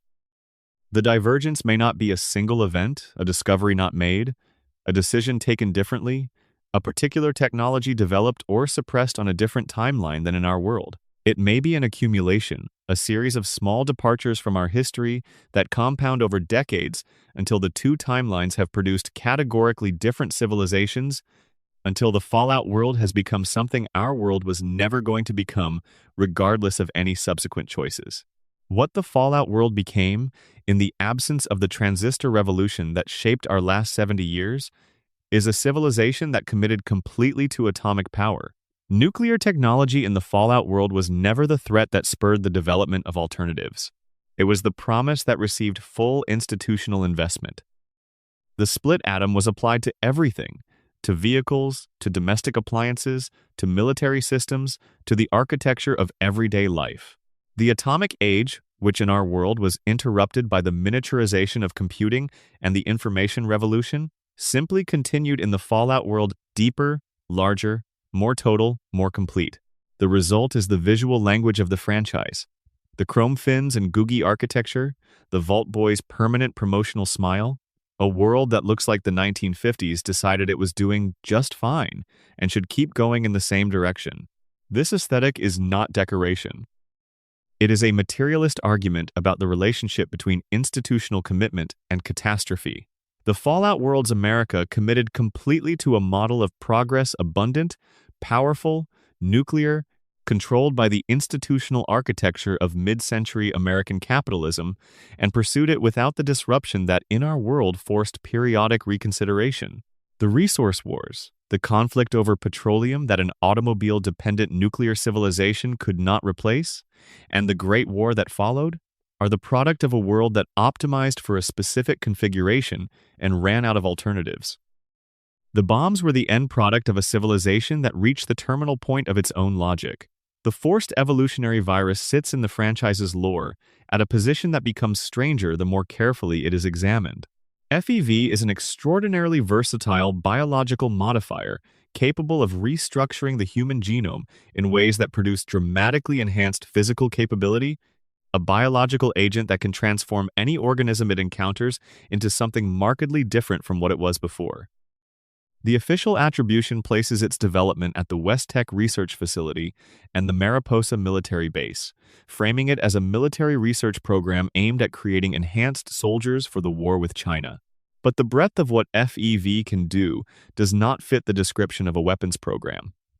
An engineered pathogen designed for specific military outcomes would be narrow, targeted, optimized for its intended effect.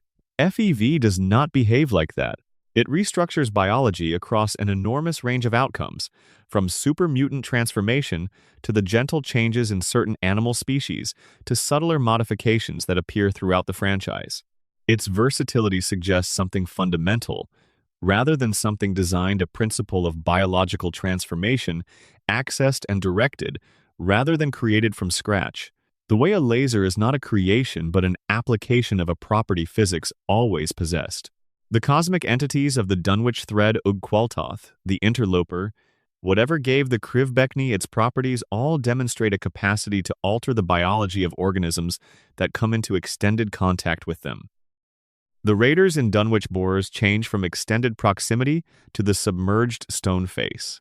The cultists in the Lucky Hole mine change from drinking the water the interloper influences. The Dunwich building's ghouls behave in ways that suggest organization by something external to their own degraded cognition. These descriptions of biological influence from a non-human, non-FEV source create an uncomfortable parallel to FEV's own described effects. If entities outside the normal physical order of the world can alter biology, and if FEV is an extraordinarily versatile biological alteration agent that exceeds what the described research program should have been able to produce, the question of whether FEV emerged in part from contact with the same sources sits uneasily open. The franchise has never confirmed this. It has also never foreclosed it. The larger picture that 25 years of Fallout lore builds is of a world in which the catastrophe of the Great War was not only a political and technological failure, but a metaphysical event, a tearing of the boundary between the ordinary physical world and something that had been contained or suppressed or simply inaccessible for as long as human civilization had been generating enough noise to paper over the access points. The interloper came through a gap the bombs made. The Mothman's presence intensified in the post-war period. The Dunwich cults were active before the war and became more consequential after it. Anna Winslow is held in her apartment by a mechanism of attachment that the war did not create but that the world's post-war state has apparently not remedied. The graveyard whispers cluster in places where the worst of the dying happened. The wasteland is not simply the ruins of a civilization. It is a space in which the boundary between ordinary material reality and whatever was on the other side of it has been thinned in specific places, in ways that specific events and specific entities have been making visible for 2 centuries. The mysterious stranger moves through all of it, from the earliest year of the post-war timeline to the latest, unchanged, doing what he does for reasons that no one has been able to extract from him in the entire span of the franchise's history. Nick Valentine's case file sits under his bed in Diamond City. The graveyard at Goodsprings holds its whispers. Anna Winslow waited in her apartment until someone came. The Institute continues to produce synthetic people and release them into the world with false histories. The courier walks the Mojave without the weight of the divide, until they don't. The vaults hold their data and wait for the institution that commissioned it to reconstitute itself. The Lucky Hole mine holds the interloper. The gap the bombs opened is still open. The Fallout universe has been building a picture for a quarter century, one piece at a time, in the margins and the backgrounds and the optional content and the data files that require console commands to access. The picture it has been building is not of a world that ended and is being rebuilt. It is of a world that ended and in ending revealed something about what the world always was. Layered, deep, containing things that the surface reality of ordinary civilization had been drowning out for centuries, holding presences and questions and patterns that predate any of the factions or technologies or political conflicts the games use as their surface narrative. The bombs were terrible. The deaths were real, and they were vast, and they were not forgivable in any useful sense of that word. And in the silence after the bombs, something older than the bombs had room to breathe. The wasteland is not a simple place. It never was. And the most honest thing the franchise has ever communicated about it communicated not in any speech or trailer or developer commentary, but in the accumulated weight of 25 years of careful, deliberate, protected mystery is that the questions it holds are worth carrying, not as problems to solve. As the particular kind of company that comes from a world that has been thinking about the same questions for longer than anyone alive can remember, that holds them in the stone and the water and the dark of the mines, patient, waiting for whoever will stand still long enough to listen. The wasteland will be here when you come back. It always is. Let your breathing slow now. Let the details of the day go wherever they go when you stop holding them. You have spent tonight walking through 10 mysteries in a world that ended 200 years before anyone currently living in it was born, following threads that do not end somewhere clean, sitting in questions that have been protected against easy resolution for longer than most entertainment properties manage to survive. The mysterious stranger who has never been caught. The vaults and the plan they were always serving.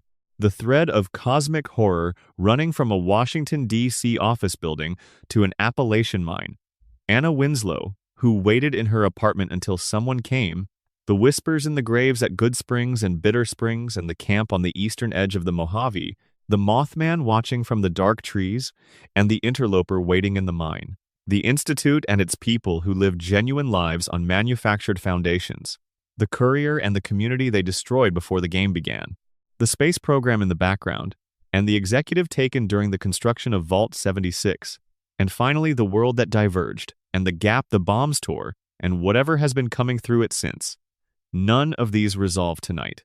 The wasteland is not in the resolution business. It is in the depth business. It gives you more than you expected to find, and what you do with that is yours. Sleep well. The wasteland will be here when you come back. If tonight's journey was the kind of thing you wanted, the like button takes 1 second and it genuinely helps. Subscribing means you will find the next one. Thank you for spending the night in the wasteland. Research sources. Fallout Wiki. Official game guides for Fallout 3 and Fallout 4. Developer commentary by Tim Kaine. 2023 video presentation on Vault design philosophy. Nathan Perkypile 2023 interview on Fallout 76 environmental design and Dunwich continuity. Chris Avallone, New Vegas design documentation. Amazon Prime Fallout television series. Seasons 1 and 2 confirmed canonical by Bethesda and Amazon Studios, in-game terminals, holotapes, and game file data across the Fallout franchise. Expansion inserts. Expansion 4, Mystery 1. Additional material to weave in. The Fallout franchise's relationship to the Western genre runs deeper than imagery. The mysterious stranger belongs to a specific Western archetype, the man who appears from nowhere, does necessary violence, and disappears before the community can properly thank or interrogate him. This figure appears in Shane, the 1949 Western novel later adapted into a 1953 film, where the stranger who rides in and saves a homesteading family is never fully explained, never fully claimed by the community he saves, never in a position where his nature can be examined directly. He acts and he leaves. The Fallout franchise grew up saturated in American cultural mythology, including the Western tradition, and the mysterious stranger carries the full weight of that archetype into a post-nuclear context, where the questions the Western figure normally dodges become unavoidable, because the world has lasted long enough that dodging them is no longer straightforward.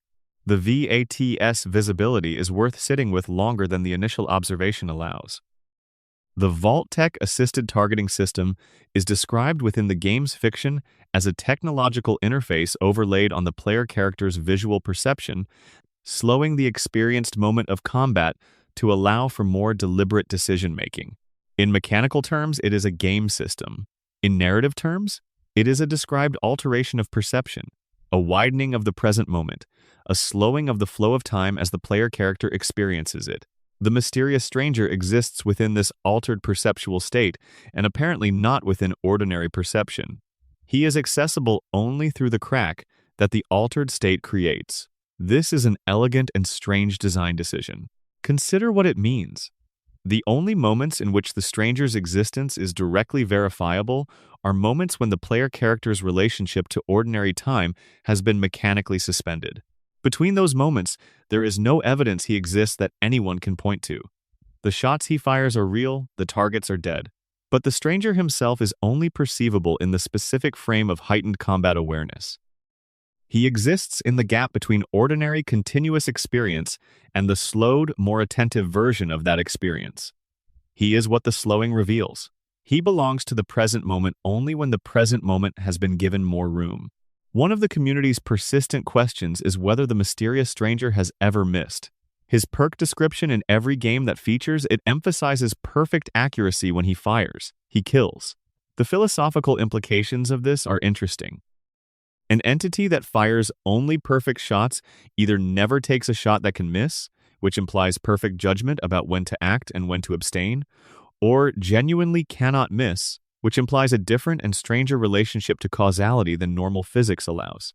If he genuinely cannot miss, then his appearances are not assistants in the conventional sense, but inevitabilities. The shot will land because the stranger fired it, and the stranger fires only when the shot will land, And the loop of that logic closes around something that does not look like ordinary cause and effect. The Grey Tortoise cigarette brand is worth more attention than it typically receives. It is not a prominent brand in the franchise's broader design. It does not appear in advertising, does not come up in conversation, is not a notable item in any significant location. Its appearance in the mysterious stranger's possession and in Institute locations, both confirmed through data mining, is the kind of detail that could be coincidental artifact and could be intentional design communication. If it is intentional, it represents the developers leaving a thread between two phenomena, the stranger and the Institute, that they have chosen not to pull into explicit connection anywhere in the game's accessible content. The thread exists in the data rather than in the narrative, which is consistent with the broader pattern of how the stranger's deeper implications are handled, present if you look for them, absent from the surface. The sound design around the mysterious stranger is worth noticing. His theme music, the brief, slightly distorted harmonica and guitar phrase that plays on his appearance, is one of the most recognizable pieces of audio in the franchise. It communicates genre, Western, noir, something slightly otherworldly in the way the notes are spaced, something just slightly off from what a straight genre reference would produce. The musical phrase is designed to make him feel both familiar and strange simultaneously, to activate the Western stranger archetype while introducing a quality of the uncanny that the straight reference would not have. Whoever designed that piece of audio understood exactly what the mysterious stranger needed to feel like. The Fallout 76 iteration of the stranger introduces a new layer through the game's social multiplayer structure. In a multiplayer session, does the mysterious stranger appear to other players? The community has documented cases suggesting that he does not, that his appearances are personal, visible only to the player whose VATS triggered him. In a multiplayer world where nearly everything is shared between players occupying the same space, an event that is visible only to one player is a distinctive design choice. It suggests the stranger's appearances are not objectively occurring events in the shared world, but events in a specific relationship between the stranger and a specific individual. He does not appear. He appears to you. This makes Nick Valentine's ability to perceive him even stranger.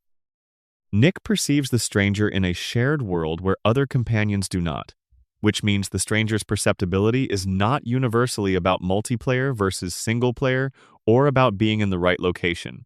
It is about some specific property of Nick's perception, some capability his synthetic sensorium has that human perception lacks, that allows him to register an event that everyone else shares the space for and does not see.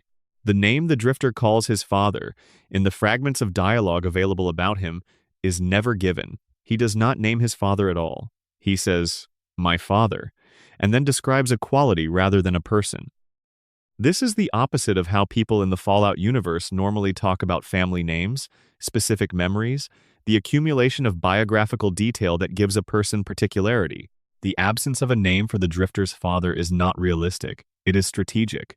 It keeps the door open. It allows the description to fit the stranger without requiring explicit identification. The Fallout 76 setting takes place decades before the other games, beginning in 2102, which creates an interesting temporal note for the stranger's timeline. If he appears in Fallout 76, which he does, associated with a perk card, and appears in the original Fallout set in 2161, he is present across a span of time that starts less than 25 years after the bombs fell and extends nearly 200 years past that point. He was in Appalachia in 2102. He was in New California in 2161 and 2241. He was in Washington, D.C. in 2277. He was in the Mojave in 2281. He was in Boston in 2287. He is everywhere, across everything, and if you lay out those appearances as a map, they do not form the travel pattern of a single person moving through geography. They form the distribution of something that is present in the world the way weather is present in the world, not at one place, but at the places where conditions are right for it. Expansion from mystery. 2 additional material to weave in. The 17 control vaults are the statistical detail that changes the moral character of the whole program, and they deserve more time than they usually receive in discussions of the vault system. Think about what a control group requires. In any well-designed experiment, you need a baseline, a condition in which the experimental variable is absent, against which you can measure the deviation produced by that variable's presence. The control vaults were running experiments on their populations too. They were measuring the baseline human condition under sealed shelter without additional stressors. The data they generated is data about what sealed populations do normally, which is the comparison point for all of the other vaults' data about what sealed populations do under specific induced conditions. The fact that 17 out of 122 vaults were designated as controls roughly 14% tells you something about the research design. A 14% control rate is not generous. It is the minimum necessary to maintain statistical validity while allocating the maximum proportion of population to experimental conditions. The people who designed this were not allocating resources generously to the least interesting condition. They were keeping the control group as small as it could be while remaining useful, because the experimental conditions were the point and the control conditions were only the measuring stick. What does this mean for the people inside the control vaults? In one sense, they were fortunate they were not subjected to the deliberate cruelties of the experimental vaults, not exposed to violence-inducing audio frequencies or mandatory sacrifice mechanisms or systematic starvation conditions. But they were still chosen, still categorized, still placed in their vault by a selection process that saw them as data rather than as people who deserved to survive. The absence of deliberate experimental stress in the control vaults does not mean the people in those vaults were seen as ends rather than means. It means their particular instrumental value was as comparison data rather than as experimental subjects. The moral difference between those two positions is narrower than it initially appears. Vault 76, the control vault that the television series develops most extensively, is interesting in this context because it is described as a tricentennial vault, a bunker designed to open on the 300th anniversary of the United States' founding, 2076 being the target year relative to 1776. The intentional connection to American founding mythology is legible in the franchise's broader satirical project. The people who will rebuild America after the apocalypse will be the ones who waited in the shelter designated for the 300th anniversary of America's founding, emerging on schedule as if the apocalypse were just a gap year in an otherwise uninterrupted national story. The institutional narcissism of this framing is characteristic of the Fallout universe's pre-war American institutions, but it also suggests that Vault 76 was designed with a specific ideological purpose beyond data collection, that among its functions was the production of people who would identify strongly with a particular narrative of American continuity and renewal. The Vault experiment in Vault 81 Inches Fallout 4 deserves specific attention for what it reveals about the research program's relationship to its subjects. Vault 81 was designed as a medical research vault. The designated scientists were supposed to use the population as unwitting test subjects for pharmaceutical and treatment research, exposing them to diseases and testing potential cures in a systematic program that would generate enormous amounts of clinical data. The scientist who was supposed to conduct this program instead spent decades secretly working to protect the population, producing cures and sabotaging the experimental infections before they could do serious damage. He was aware of what the vault was designed for and made a choice to refuse that purpose at the cost of his own reputation within the vault's official structure. This act of individual moral resistance within the systematic structure of the Vault program is one of the franchise's most important small-scale stories. It demonstrates that the program was not self-executing, that it required human participation, that individual researchers were given enough information to understand what they were doing, and that some of them chose differently. The 81 scientists' choice did not dismantle the program. It protected one Vault's population, nothing more. But it is evidence that the Vault program's research was not anonymous and automatic. People knew. Some of them said no. And the program was large enough and distributed enough and long enough that individual acts of refusal could only reach so far. The FEV research is the extreme end of the biological experimentation, and its connection to Tim Kaine's space colonization framework deserves more direct examination than it usually receives.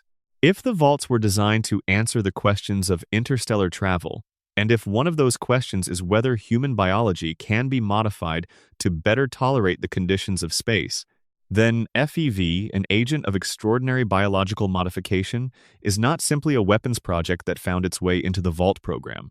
It is the Vault program's most ambitious biological research direction, the attempt to understand whether the human template can be changed into something more capable of surviving environments that would kill unmodified humans. The supermutants are a failed version of this research. The version where the modification worked, but the specific outcome was not controllable or tolerable. Somewhere in the research trajectory is a version where the modification works and the outcome is useful. Whether the franchise has ever shown us that version is an open question. The Amazon television series reveals, in its first season, a detail about the Vault-Tec board meeting where the decision to initiate the Great War was made. The corporate representatives were not simply responding to an inevitable conflict. They were choosing between options, one of which was diplomatic engagement. They chose the bombs because the bombs were already built, and the populations were already selected, and the research programs were already designed, and the window for deploying them was open and might not stay open. The Great War was a choice made by specific people in a specific room on a specific day. This is the most explicit statement the canonical Fallout fiction has made about the war's origin, and it transforms the entire Vault program from a response to catastrophe into the preparation for a catastrophe that had already been scheduled.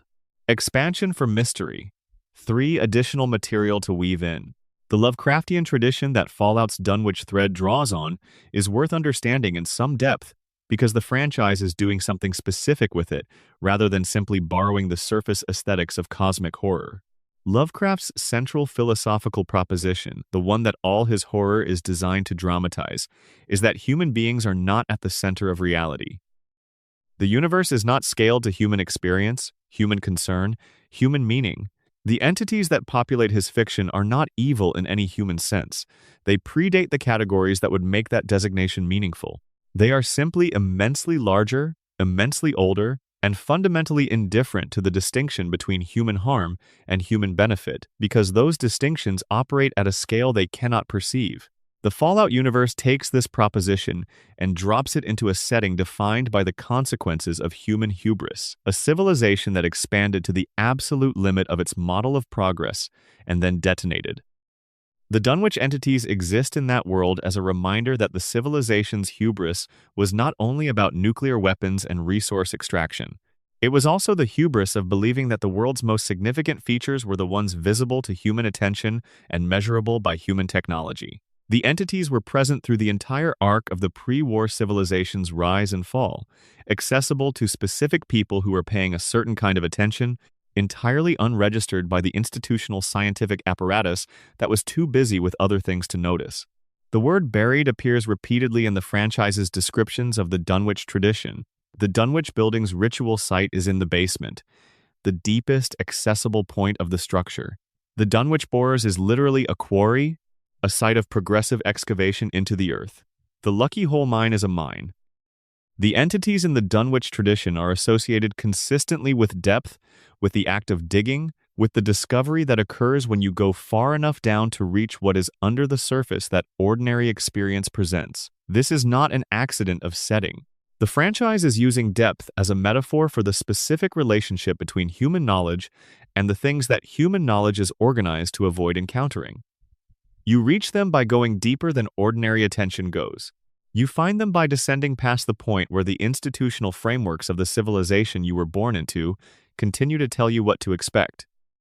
The stone face at the bottom of the Dunwich Borers Quarry has one specific quality that bears extended attention: its size relative to the tunnel that leads to it. The tunnel is a functional mineshaft wide enough for workers and equipment, proportioned to human operation. The chamber containing the face is much larger. The face itself is much larger. It did not arrive through the tunnel. It was not placed there by the mining operation. It was there before the mining operation, which means it was there before the quarry was opened, which means the quarry was not finding something geological when it found the face. The quarry found something that was already present in the rock, that had been in the rock long enough for the geology to form around it. The stone face predates the human occupation of the Commonwealth. It predates, almost certainly, human occupation of North America. It predates the categories we might reach for to explain what it is. The Criv Beckney in Point Lookout is a book, which introduces a question about documentation. Someone wrote this down. Someone organized the ritual practices of the Dunwich tradition into written form, which means at some point, this tradition had practitioners literate enough to create a written record, organized enough to want one, and invested enough in transmission to make the effort. The book's existence implies a lineage, a tradition of knowledge passed from person to person, carefully enough that it survived into the post-war period, finding its way into Point Lookout's isolated population and shaping them across the subsequent decades. The Dunwich entities did not arrive in the Fallout universe in 2077 and did not arrive with Lovecraft in 1929. They arrived or were recognized or became accessible to certain kinds of human attention at a point sufficiently long ago that their tradition has been codified, transmitted, and maintained across the destruction of the civilization. Nathan Perkypile's 2023 interview about the Lucky Hole Mine and its relationship to the Dunwich thread is the closest thing the franchise has to official confirmation that this is all one thing, one connected phenomenon, managed with intention across the franchise's long development history. What he described was not the addition of Lovecraftian elements to Fallout 76 for atmosphere. He described continuing something, building a further chapter in an argument that began with the Dunwich building in Fallout 3. That framing continuation rather than addition implies a plan, a shape to the ongoing argument, a destination that the people managing the thread have in mind, even if they are not ready to show it yet. What would reaching the destination look like? What would a satisfying conclusion to 20 years of cosmic horror threading through the Fallout franchise look like that honored what has been built without deflating it through over-explanation? The community's most prevalent answer is that the destination is not an explanation but a confrontation that Fallout 5 or some future entry will place the player in direct encounter with whatever Ugg Qualtoth and the Interloper and the Submerged Stoneface are all aspects of, not to resolve the mystery but to make its full scale experientially present. Not an answer to the question of what these entities are, but an experience of what it is to be in proximity to something for which you do not have adequate categories. The Dunwich building, in the context of everything that followed it, was the beginning of an argument the franchise has been making for 20 years about what the Wasteland's terrain actually contains. Not just the ruins of a civilization, not just the biological consequences of nuclear exchange. Something older than any of those things, something the bombs made more accessible rather than creating, something that has been in the rock and the water and the deep places of the earth for longer than the word earth has existed, and that has been waiting for the particular kind of attention that a survivor with nothing left to lose might be willing to bring to the bottom of a dark building with no quest attached. Expansion for Mystery 4 additional material to weave in.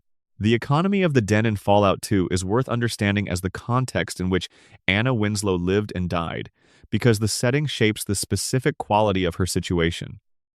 The den is a rough, semi-organized settlement built around addiction and the drug trade, a place where the social infrastructure that most post-war communities develop around basic mutual survival is largely absent.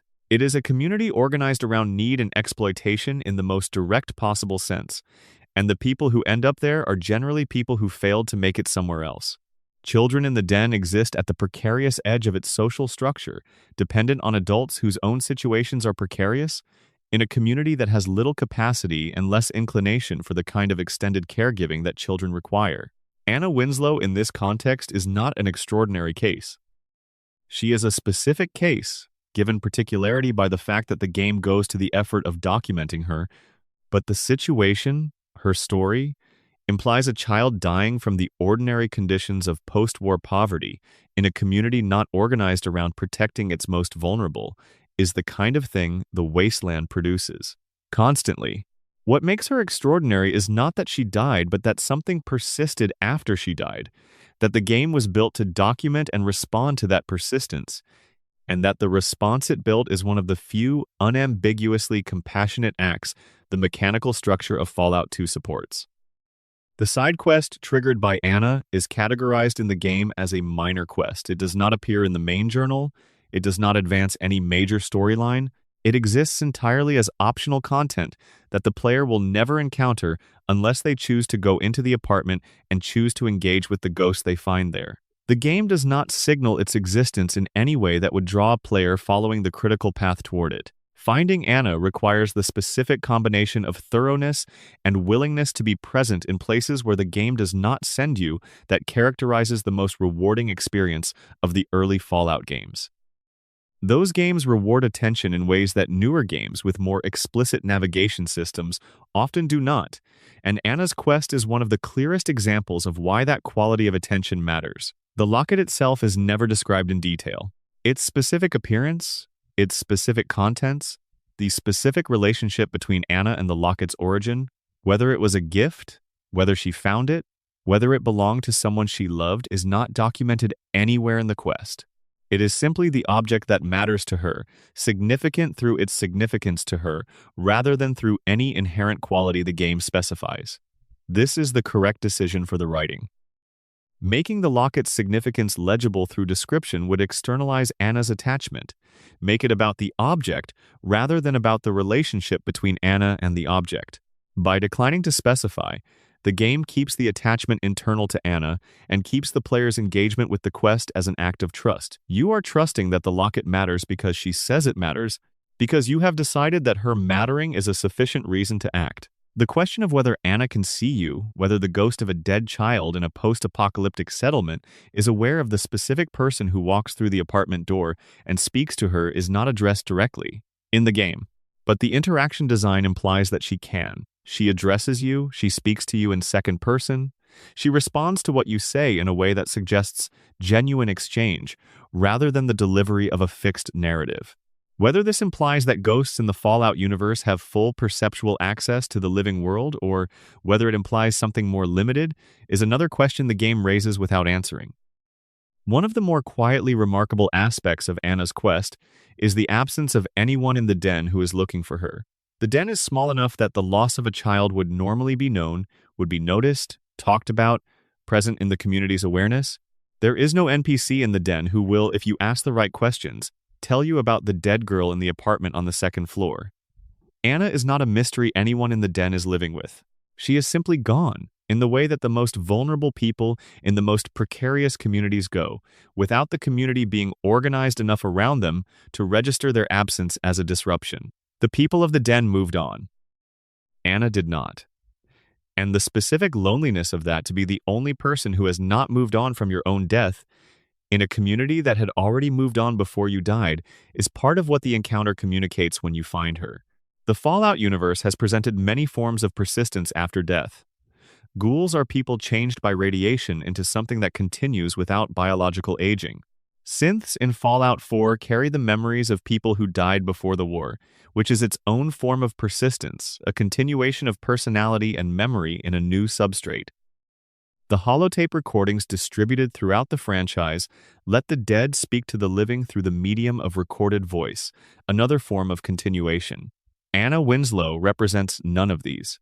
She is not mutated. She is not synthetic. She is not recorded.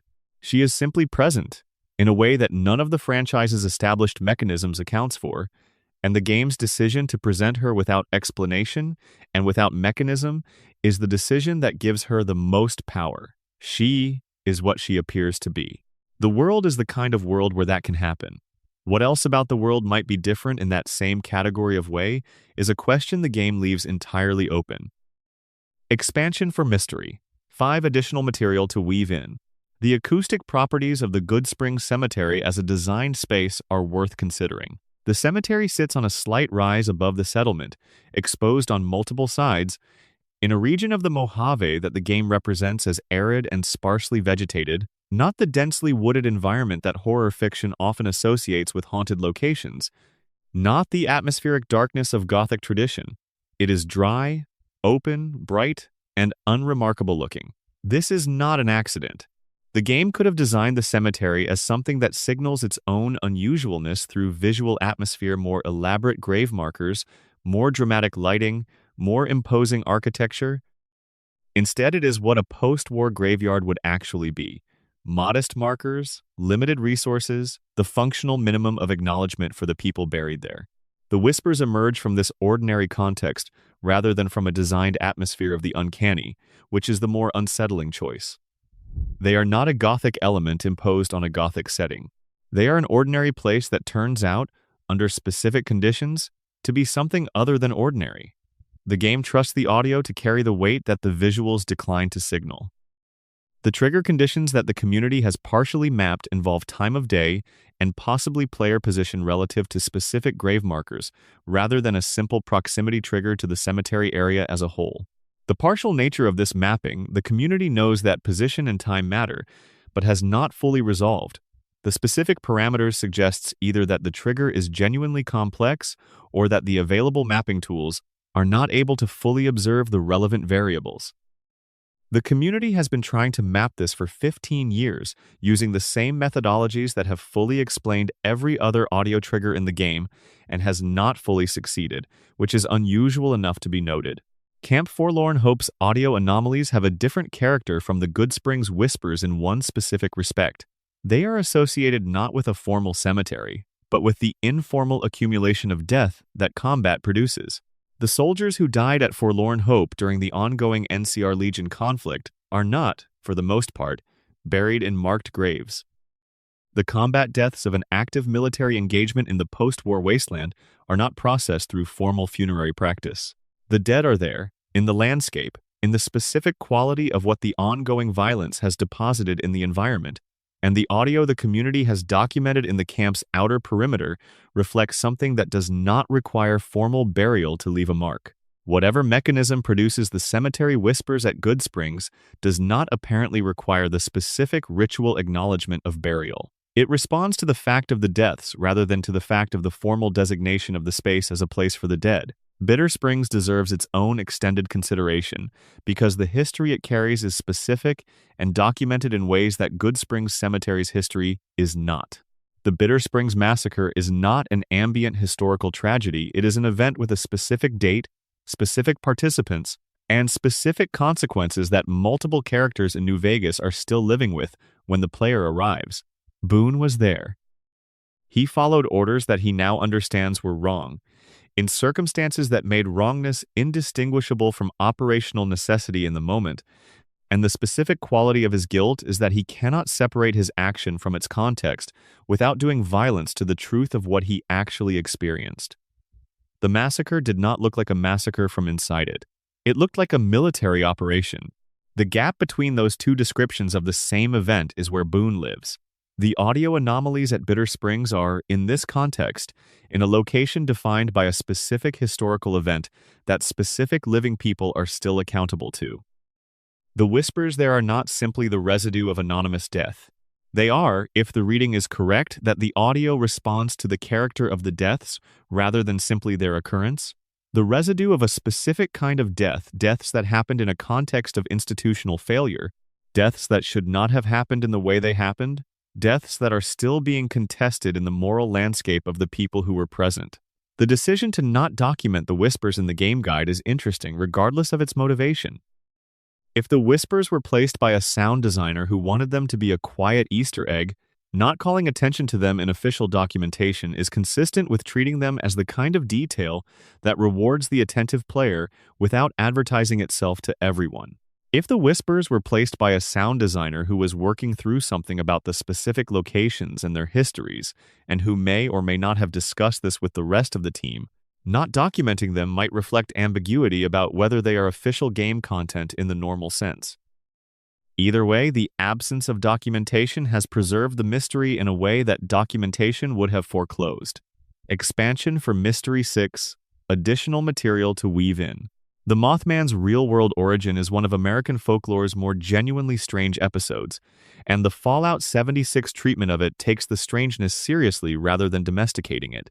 The 1,966 and 1,967 Point Pleasant sightings are not, in the historical record, a simple case of regional legend-making. The witnesses were numerous, independent, and described consistent features across separate encounters. A large humanoid figure, broad wingspan, red eyes that reportedly caused a burning sensation when looked at directly, a capacity for speed exceeding what any known bird species achieves. The Silver Bridge collapse on the 15th of December 1967, which killed 46 people, came at the end of the period of heaviest Mothman activity, and some witnesses connected the sightings to the disaster as either warning or harbinger. John Keel, the journalist and paranormal researcher who documented the Point Pleasant events most extensively in his 1975 book The Mothman Prophecies, did not interpret the Mothman as a simple cryptid. His framework treated the Mothman and associated phenomena as part of a broader pattern of what he called ultra-terrestrials, entities not from outer space in the conventional science fiction sense, but from something adjacent to ordinary physical reality, present at specific locations during specific periods, communicating in ways that were not quite interpretable as language, but that some witnesses found meaningful. His framework was explicitly non-materialist, arguing that these entities belong to a category of reality that human empirical science had not developed adequate tools to study. The Fallout 76 cult of the Mothman, with its theology of prophetic observation and its records of warnings received before the Great War, maps onto Keel's framework with a specificity that suggests the developers were familiar with it. The cult's interpretation of Mothman encounters that being seen by the entity is significant, that its attention is meaningful rather than incidental, that warnings come through the circumstances of encounter rather than through direct communication is not a folk religion's naive supernaturalism. It is a carefully worked-out theology that takes the entity's alien nature seriously and tries to develop a framework for meaningful relationship with something that does not operate within human communicative registers. The Wise Mothman variant's behavioral profile, non-hostile, observational, maintaining specific distance is consistent across player reports in a way that suggests it is not simply a non-hostile mob with no distinctive behavior. Players who have spent time with Wise Mothman encounters describe a quality of being observed that is distinct from the passive presence of non-hostile wildlife. The entity is paying attention in a specific directional way. What it is paying attention to, and what it is deciding in response to what it observes, is not surfaced in any available game documentation. The cult's theology suggests it is making assessments, evaluating what it sees, reaching conclusions, possibly communicating those conclusions in the indirect manner the cult's ritual practice was designed to decode. The Black Mothman's difficulty as a tracking target is interesting. Players attempting to document its spawn conditions and locations have found the process unusually resistant to systematic analysis. Mob behavior in Fallout 76, as in all the franchise's games, follows systems that are in principle fully documentable through patient observation and data collection.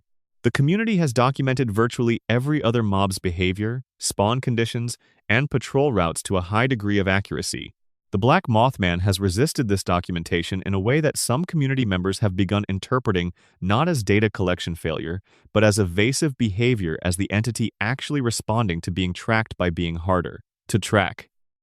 This is not a claim the community has reached consensus on. It is an observation that some subset of the most attentive trackers have made and that others have dismissed as anthropomorphization of random spawn behavior. The Enclave research files on the Mothman reveal something important about the limits of the pre-war institutional scientific apparatus.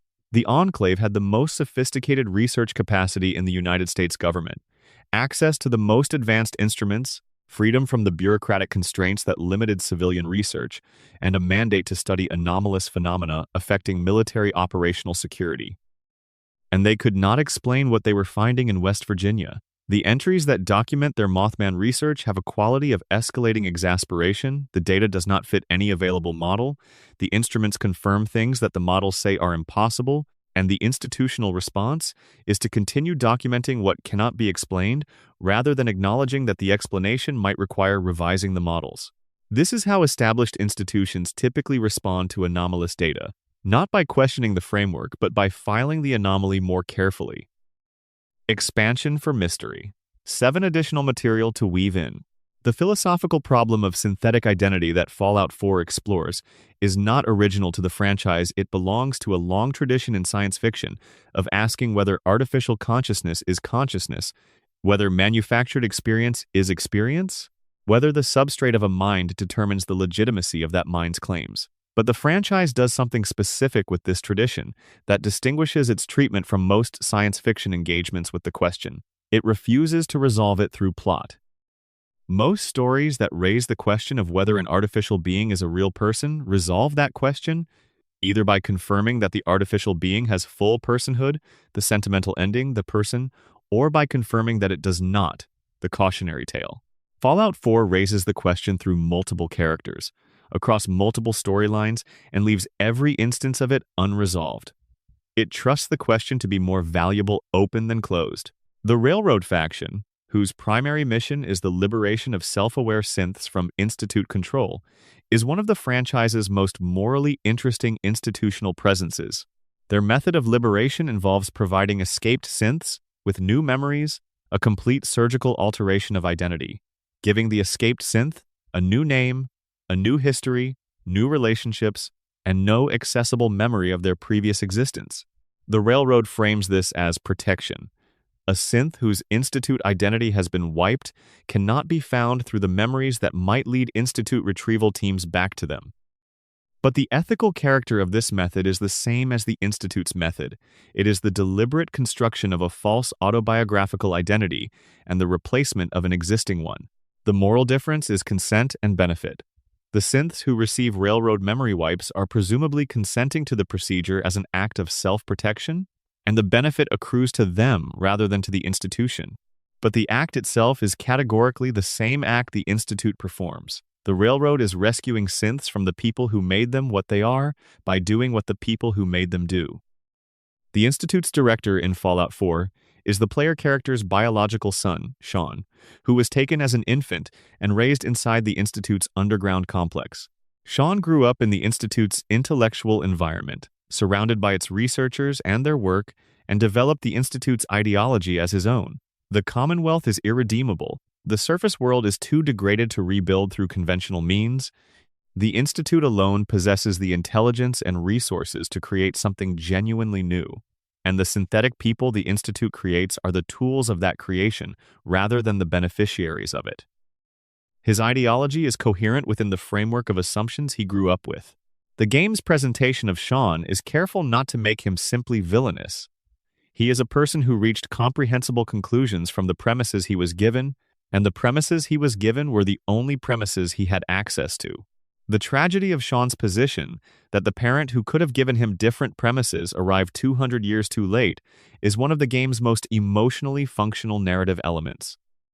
The player character has been looking for their son since the beginning of the game, operating under the assumption that finding him is the end point of the story, and finding him reveals that the rescue fantasy that motivated the search was built on premises about what Sean would be that 2 centuries of Institute development have made impossible. He does not need to be rescued. He does not experience himself as captive. He is the director of the most powerful organization in the Commonwealth, and he is the person who decided to wake you up from cryostasis because he wanted to see you before he died. The relationship that the player character has been trying to restore was over before it began. Mayor McDonough's revelation as a synth ripples outward through the memory of every prior interaction with him in Diamond City. Players who have been to Diamond City before the revelation, which is most players, since Diamond City is the game's central hub, will have talked to McDonough, observed him governing, perhaps received tasks from him. The revelation retroactively transforms all of those interactions. The person you talked to was a synthetic duplicate of the man who used to hold that office, operating under a manufactured identity provided by the Institute, and everything he said and every decision he made and every way he governed the settlement for however long he has been in place was the Institute operating through him. The extent to which the Institute's influence on Commonwealth society runs through McDonough is not fully calculable because his duration in office is not specified. He has been there long enough to be thoroughly established, long enough for his governing style to be well known and his political relationships to be stable, long enough for the Institute to have been running Diamond City through him for a period that might span years. Sturges, the undocumented synth, is the most important case in the franchise precisely because he is the most invisible. Every other synth revelation in Fallout 4 is accompanied by evidence, by a quest, by some discoverable documentation that allows the truth to emerge through gameplay. Sturges has none of this. The only way to know he is synthetic is to reach behind the game's surface and access its underlying data structure directly. In the normal experience of the game, Sturges is simply Sturges cheerful, mechanical, helpful, present. The game does not tell you that the friendly mechanic at your settlement is an Institute agent. The game does not give you any reason to suspect him. He simply is what he is, in the game's background, entirely unassuming, and the Institute put him there and the game hid him so well that he has been there for 15 years, and most players still do not know. Expansion for Mystery, 8 additional material to weave in. The DLC's structure as a forced walk-through evidence is one of the most formally interesting narrative designs in the franchise. Ulysses is not a dungeon master in the conventional sense. He is not building encounters and presenting challenges and providing rewards. He is a curator, managing the courier's passage through a space that is organized as argument rather than as game environment in the usual sense. Every location in the Divide is selected and arranged to communicate something specific about the Divide's history, about what was here before, about what the courier's package did to it. The marked men, the enemies that fill the Divide, are among the franchise's most genuinely disturbing enemy types, and not because they are powerful. They are disturbing because of what they represent. These are people who were caught in the detonations, exposed to levels of radiation and blast damage that should have killed them, and did not die in the clean sense that death usually represents. They exist in a condition the game describes as between alive and dead, moving, attacking, maintaining the behavioral patterns of combat, but physiologically in a state that the game's own mechanics acknowledge as something other than the normal categories of living creature. The Divide destroyed them and then did not finish the job. They are what the Divide made of its survivors. They are what you walked through when you came through with your package. Ulysses himself is defined by his attachment to symbols and nations in a way that distinguishes him from most characters in the franchise. He is a man for whom flags and logos and national insignia carry genuine weight, not the naive weight of patriotism, but something more considered, a conviction that the symbols nations use to represent themselves communicate something real about what those nations were and what they failed to be. His collection of NCR flags, Legion icons, and the Old World flag of the United States that he wears as a coat is not fetishism. It is a meditation on continuity and failure, on the relationship between what a symbol promises and what the institutions that use it deliver. He has thought about the Fallout universe's post-war nations more carefully than almost anyone else in the franchise, and his conclusion is that none of them have earned the symbols they have inherited. The Courier, in Ulysses's analysis, is the most honest actor in the wasteland precisely because the Courier carries no flag. No faction allegiance, no national identity, no ideological commitment, just the job, the delivery, the next contract. This quality that makes the Courier useful to the courier service makes them, in Ulysses's reading, a pure embodiment of the condition that produced the Great War, a complete severance of action from accountability, a total absence of the connection between what you do and what you are responsible for. The Courier did not destroy the Divide because they were evil. They destroyed it because they were carrying a package and they did not know what it contained, and it was not their job to know. This is the condition of instrumental action without ethical framework, and it is, in Ulysses's argument, exactly the condition that corporate actors operated in when they triggered the war. The resolution of Lonesome Road is notable for what it does not do. It does not ask the Courier to make amends in any material sense. The Divide cannot be restored. The people cannot be brought back. The marked men cannot be cured. It does not absolve the Courier through revelation, knowing that you did not intend the harm, does not change what the harm was. What it offers is the choice of whether to act on the knowledge you now have.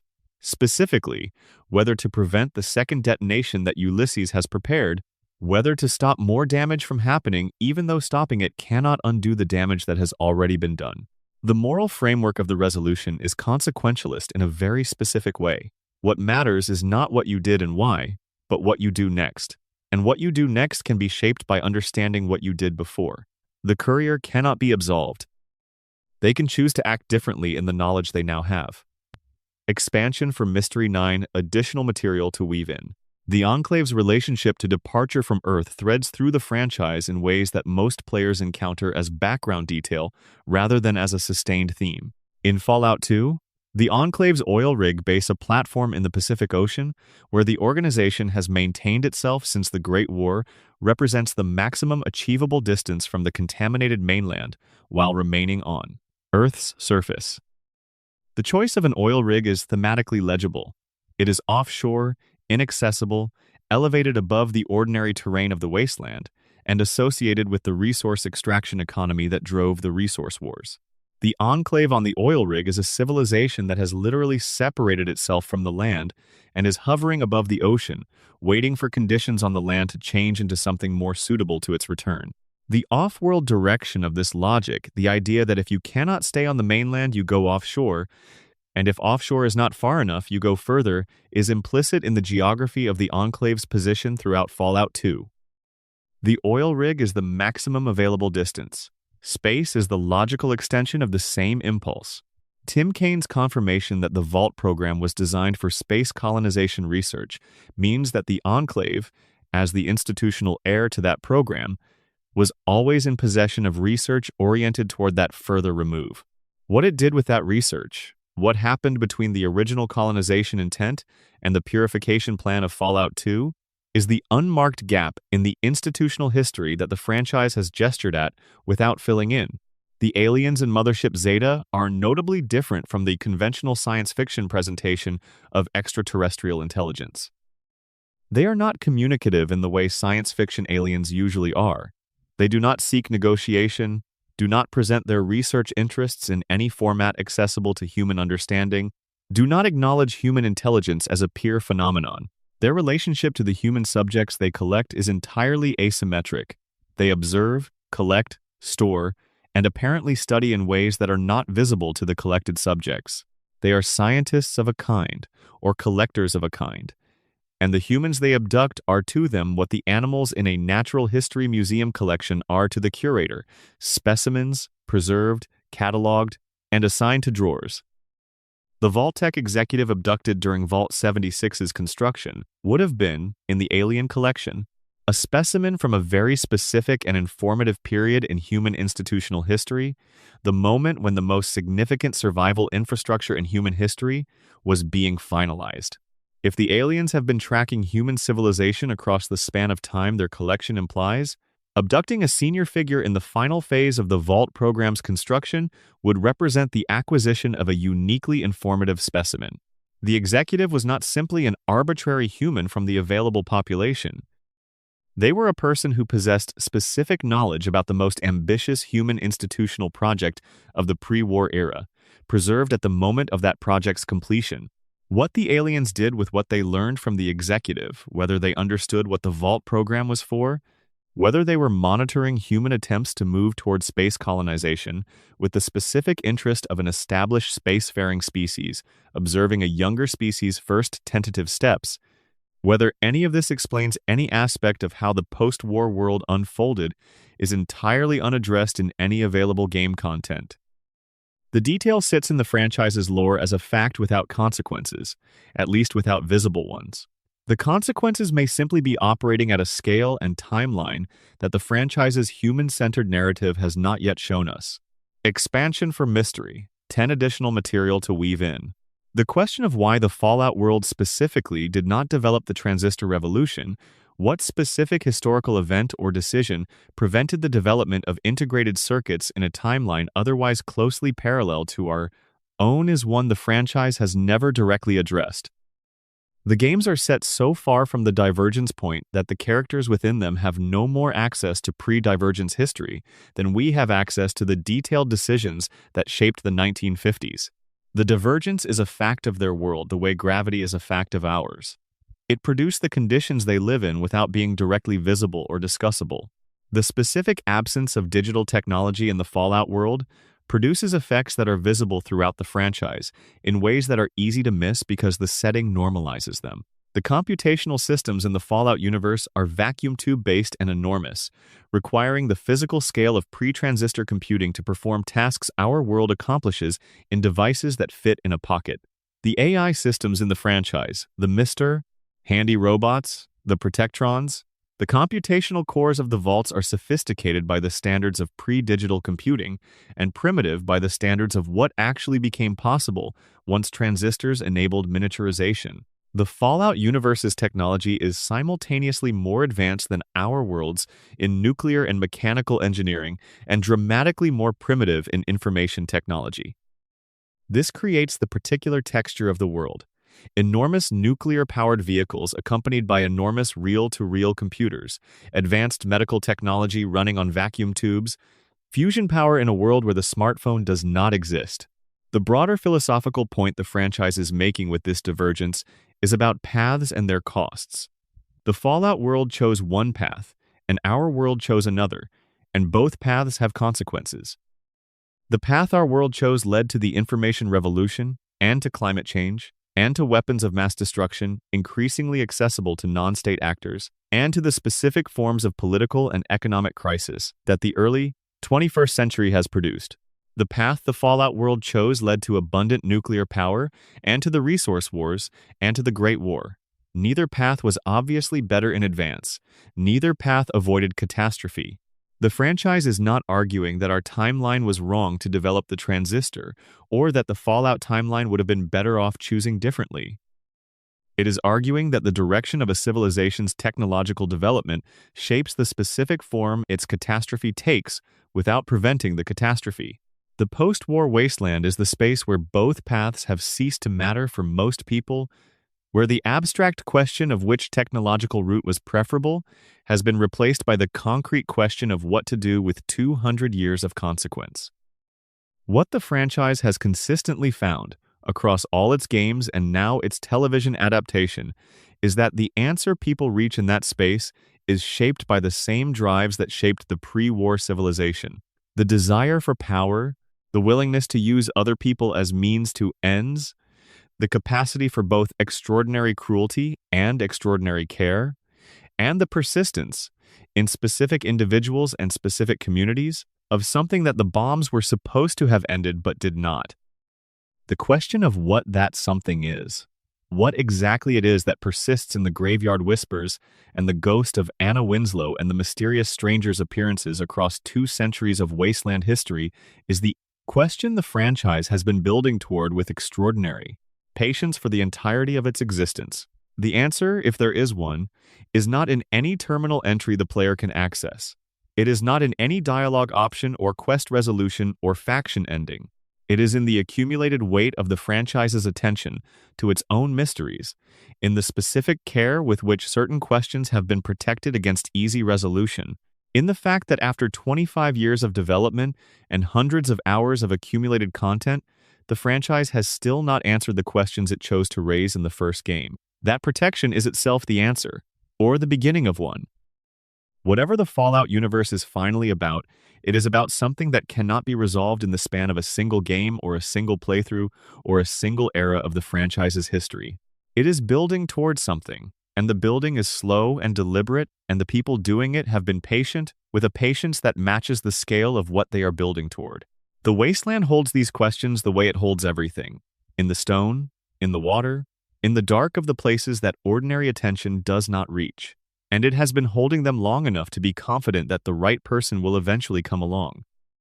The right person is always, in the Fallout universe, someone who chose to go into the optional location, someone who stood in the cemetery long enough to hear what was already there, someone who went down into the basement when there was no quest attached.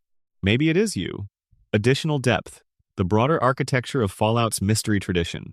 There is something that the Fallout franchise does with its mysteries that distinguishes them from the standard practices of lore building in large game franchises, and it is worth naming directly before we close, because it explains why these questions have survived 25 years without losing their power. Most large game franchises with extensive lore operate on an economics of revelation. They accumulate mysteries in early installments and resolve them in later ones, treating the unknown as a resource to be spent, building toward moments where the big questions are finally answered and the community's investment in the mystery is paid off in understanding. The final revelation is the payoff. The mystery is a means to an end. Fallout does not do this. Fallout has had ample opportunity to explain the mysterious stranger across 12 major installments spanning 25 years, and it has chosen every single time to add a detail that deepens the question rather than one that resolves it. It has had ample opportunity to fully map the Dunwich tradition to a single comprehensible cosmological entity, and has instead continued to add nodes to the network: the Dunwich Building, then Point Lookout, then the Dunwich Borers, then the Lucky Hole Mine, without ever drawing the diagram that connects them. The franchise is not hoarding its resolutions for a later payoff. It has decided, structurally, that the most valuable thing it can do with these mysteries is to keep them open, to keep them growing, to ensure that the next installment inherits them intact and adds to them rather than spending them. This is an unusual and, in many ways, a more honest approach to mystery than the revelation economy allows. It treats the questions as worth having for their own sake, as producing something in the player's experience that resolutions would destroy rather than complete. The particular quality of sitting with an unanswered question, the specific texture of carrying a genuine mystery rather than waiting for a payoff, is something the franchise is trying to cultivate and preserve rather than using as leverage toward a moment of resolution. The questions are the point. They were always the point. The community that has grown up around these mysteries is itself part of what makes them valuable. 15 years of careful listening at the Goodsprings Cemetery, 20 years of analysis of the Dunwich Building's basement, the collaborative mapping of the Nick Valentine case file's geographical references, the patient work of tracking the Grey Tortoise cigarette brand through the Institute's data files. These are not activities that a franchise's mystery tradition sustains unless the mystery is genuinely good, unless it is asking questions that reward attention, that reveal more the more carefully they are examined, that do not collapse when approached with analytical rigor. The community's sustained engagement is the test that the Fallout mysteries have been passing for a quarter century. What do you do with a question that has no answer, or whose answer the people holding it have chosen not to release? The community's answer has been, you live with it. You return to it periodically, check what new evidence the latest installment has added, compare notes with other people who are also living with it, and allow the living with to be its own form of relationship with the thing you cannot resolve. This is not resignation, and it is not frustration. It is a specific kind of engagement that the franchise has cultivated deliberately, creating spaces in its world that reward exactly this quality of long-term patient attention without ever requiring resolution as the reward's condition. The Anna Winslow quest ends with her departure, and we do not know where she went. The mysterious stranger fires his shot and vanishes, and we do not know where he goes between appearances. The interloper waits in the Lucky Hole mine, and we do not know what it is waiting for. The graveyard whispers continue in their specific locations, and we do not know whose voices they are.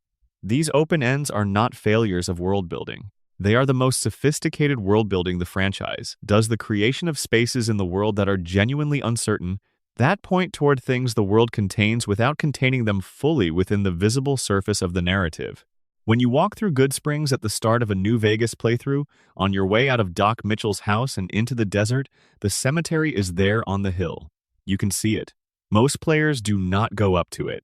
They have somewhere to be. The main quest is pointing toward Prim and Vegas and the chain of narrative events that will define the playthrough.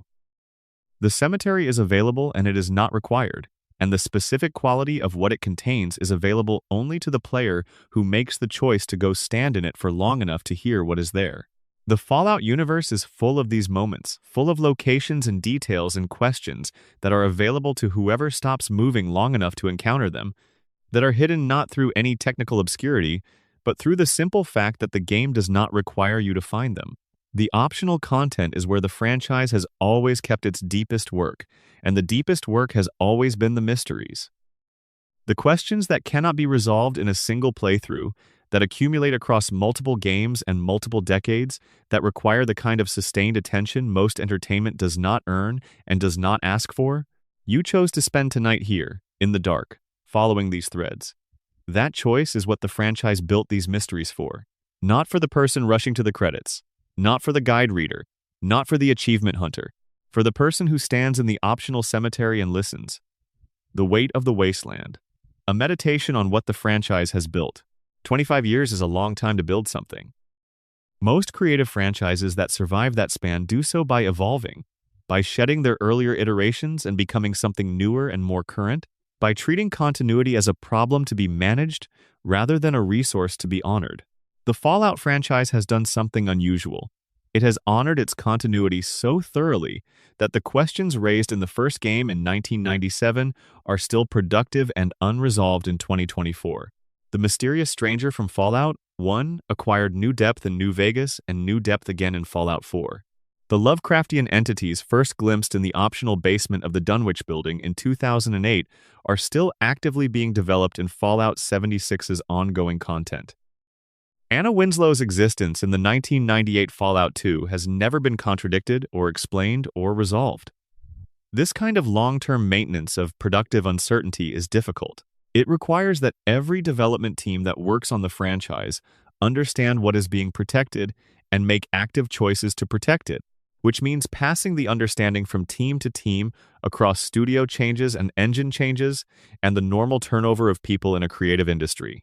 It requires that the franchise's stewards believe, against the constant commercial pressure toward revelation and resolution and the satisfying payoff, that the open question is more valuable than the closed answer. It requires a kind of institutional patience that is genuinely rare.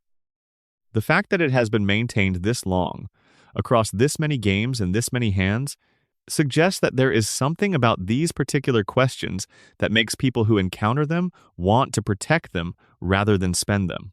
Something about the mysterious stranger that makes developers who work on Fallout games want to add to his mystery rather than explain it. Something about the Dunwich thread that makes designers 20 years into the franchise's history want to continue it rather than close it. The questions have a quality that reproduces the instinct to protect them across generations of people who might otherwise have different instincts. What gives a question that quality? What makes one unanswered thing worth protecting and another simply worth answering? The community's long engagement with these specific mysteries suggests that the quality is something like genuine depth, the sense that the question is pointing at something real, that underneath the game's surface there is an actual territory of meaning that the question is oriented toward even if it never arrives there. The mysterious stranger points at questions about identity and continuity and the nature of aid across time that do not have clean answers in any frame of reference, not just in the Fallout universes. Anna Winslow points at questions about what the dead do with themselves, about what attachment means after the dissolution of the conditions of attachment that are not questions the Fallout universe invented. The Dunwich thread points at questions about the human assumption of scale, the assumption that human civilization is the most significant thing happening in the world, at the human level of reality that are questions Lovecraft was asking in 1929 and that the 21st century has not rendered less urgent. The Wasteland holds these questions in the specific way that good art holds the questions it raises, not providing answers but providing space, not resolving the tension but maintaining it at a productive pitch, not filling in the blank but teaching you to be more comfortable sitting with the blank than you were before you encountered the art. After 25 years of building this world, the Fallout franchise has become one of the more carefully tended spaces for certain kinds of question in popular culture. The questions are old. The space is still being built. Whatever is at the center of the Dunwich tradition, whatever the mysterious stranger is between appearances, wherever Anna Winslow went when she left the apartment, the franchise is still working toward those things. It will keep working, it has time, so do you. The Wasteland is patient. It will still be there tomorrow, and the day after, and whenever you want to return. The questions will be there too, exactly as open as they are right now, waiting for whoever comes next. The night is quiet now. Whatever part of the world you are in, whatever brought you here tonight, the Wasteland has kept you company for the duration of these 10 mysteries, and it is not in any hurry to send you anywhere. Let the last of the day's remaining tensions go wherever tensions go when you stop maintaining them. Let the images settle the figure in the yellow coat, the gear-shaped door, the altar in the dark at the bottom of the optional building, the small apartment in the den where a child is no longer waiting. Let them be there without requiring anything from you. You do not need to resolve any of this tonight. You do not need to resolve any of this at all. The Wasteland does not require resolution. It requires exactly the kind of attention you have already given it. The willingness to go into the optional location, to stand in the cemetery long enough to hear what is there, to follow the thread without demanding that it end somewhere clean. That is enough. More than enough. It is, in the Fallout universe's quiet accounting, exactly the right thing. Sleep well. A note on how the Wasteland stores memory. There is a particular kind of object that the Fallout franchise returns to again and again across all of its games, and if you pay attention to the pattern, it describes something about the world's cosmology that the games never articulate directly. The object is a recording. Holotapes, terminal entries, written notes, audio logs from people who are long dead. The franchise builds its world, not primarily through the things that survive the bombs, but through the records that people made before and after the bombs fell, the accumulated testimony of a civilization talking to itself about what it was and what it was becoming. This is unusual in the history of post-apocalyptic fiction. Most post-apocalyptic settings treat the past as a lost country, something that was and is no longer, whose traces can be mourned and sometimes salvaged but which is fundamentally gone. The Fallout franchise treats the past as an active presence. The terminal entries are not archaeological artifacts, they are voices. The holotapes are not historical records, they are people who are still speaking, still present in the world, still articulating their particular experience of being alive during the specific period when they made the recording. The Fallout universe's past is not dead. It is recorded, and it is still speaking to whoever finds the recordings. And the act of finding a recording is the act of giving the past a listener it did not know it would have. This is the foundation on which all the mysteries rest. The mysterious stranger's trail can be followed because Nick Valentine assembled a case file, because someone wrote down what they saw, because the Fallout universe's culture of documentation survived the bombs in the form of terminals that still function 2 centuries later. Anna Winslow can be found because the building where she died is still standing, and she is still there. The Dunwich tradition is traceable because the Krivbekny survived, and because the employees of the Dunwich building's previous tenants wrote about what they were experiencing before the bomb stopped them. The vault experiments are reconstructible because the experimenters kept meticulous records of what they were doing to the people in their care, records that sit in the terminals of ruined bunkers, waiting for whoever comes down into the right basement and reads them. The Fallout universe is a world in which the act of paying attention, of listening to what the environment is saying, of reading the documents and following the threads, and standing in the cemetery long enough to hear what is there, this act is what connects the living to the dead, the present to the past, the surface of the game to the depth underneath it. The mysteries persist because the records persist. The records persist because someone, somewhere in the chain of events, chose to write it down. And the mysteries are discovered because someone, somewhere in the chain of players, chose to read what was written. The Wasteland is a library that survived an explosion. Most of its shelves are damaged, most of its books are incomplete, most of its organization has been lost. But the library is still there, and the books are still talking, and whoever is willing to spend enough time in the stacks will find things that the catalog does not list and the guides do not mention. This is what makes the franchise something more than entertainment. It is a demonstration that the past does not simply stop when the people who lived it die. It waits, patient as stone, for whoever comes next. The sound of the wasteland at night. There is a particular quality to the Fallout universe's environmental audio that is worth noting specifically in the context of these mysteries, because it does something unusual with silence. Most games that need to communicate emptiness and desolation use wind, ambient sound, the occasional distant noise to suggest a world that is vast and mostly unpopulated. The Fallout franchise does all of this, but it also does something else. It uses specific kinds of silence, specific absences of expected audio, to communicate the particular quality of post-war space. The Dunwich building is quieter than it should be for a space inhabited by feral ghouls. The cemetery at Goodsprings is quieter than the settlement below it in a way that draws attention. The Lucky Hole Mine has a quality of muffled sound, a dampening that extends beyond what the cave architecture explains, as though the air itself in the deepest cavern has a different acoustic property than air in ordinary space. These silences are designed, they communicate something about the space before the audio anomalies begin. They tell you before you hear anything unusual that you are in a place where the ordinary rules of acoustic space are under some kind of pressure. The franchise's composers have understood this. The ambient music tracks associated with the game's more mysterious locations have a specific character. Long tones, sparse harmonic content, a quality of suspension that does not resolve in the ways tonal music normally resolves. The tracks sound like questions that the harmonic system is not answering, like sound that is circling something without arriving at it. This is exactly what the locations they score are doing narratively, circling something without arriving at an explanation, and the audio is doing the same thing the lore is doing, in the acoustic register rather than the narrative one.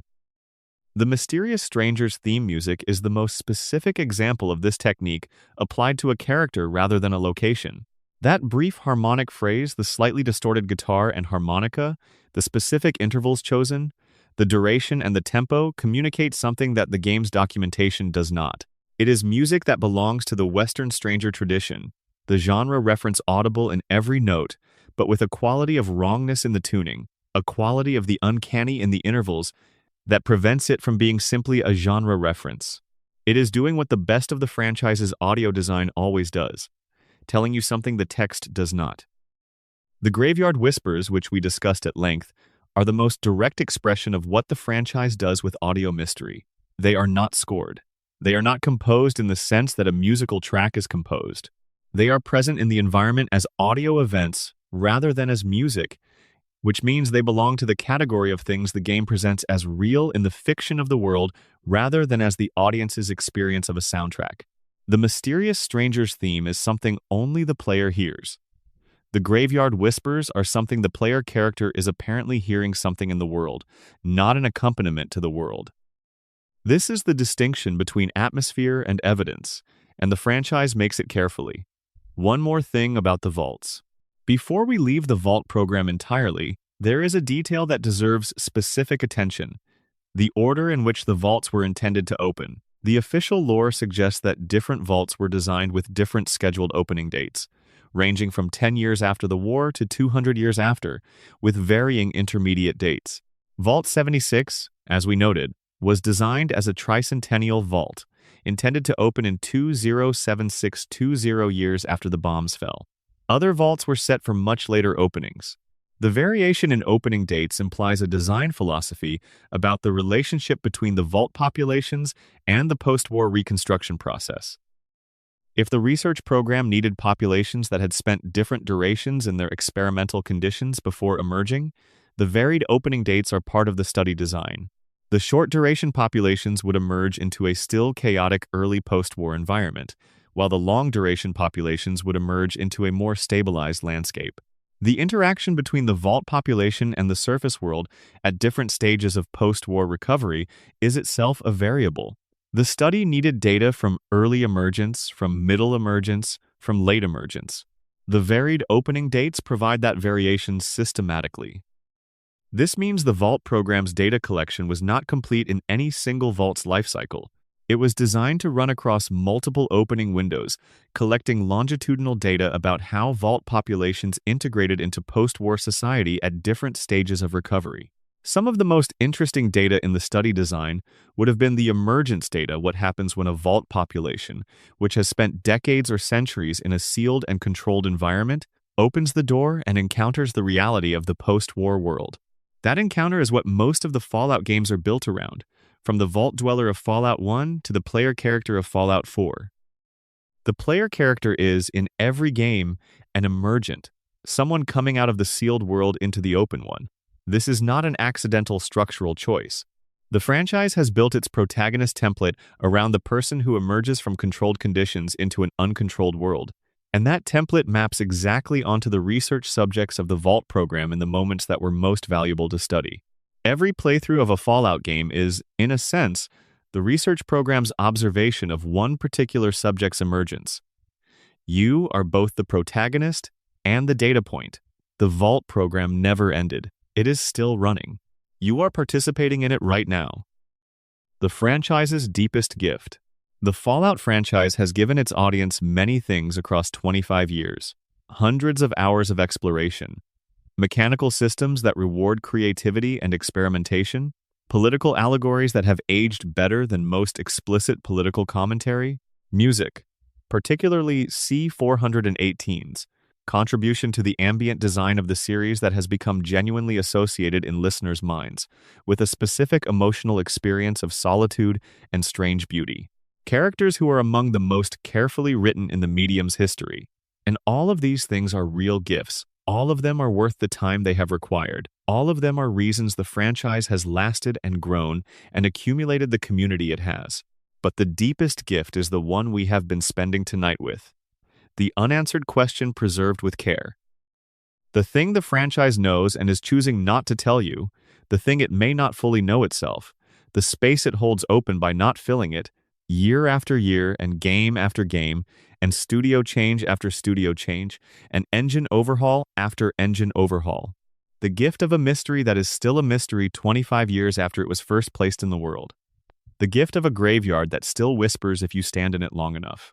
The gift of a case file under a detective's bed that no quest directed you to find. The gift of a child in an apartment who waited until someone came. These things are available to you whenever you return to the wasteland. They do not expire. They do not get patched. They do not become less interesting with additional analysis. The Dunwich thread has been examined more carefully than almost anything else in the franchise, and is more interesting now than it was 20 years ago, because each new piece the franchise added has revealed something new about the shape of what it is building toward. The mysteries grow with attention, rather than diminishing. This is the quality that distinguishes a good mystery from a withheld answer, the quality that makes the difference between art and mere withholding. Go back to the wasteland when you wake. Go into the optional locations. Read the terminals in the buildings that have no quests attached. Stand in the cemeteries. Listen to the audio that does not resolve into speech.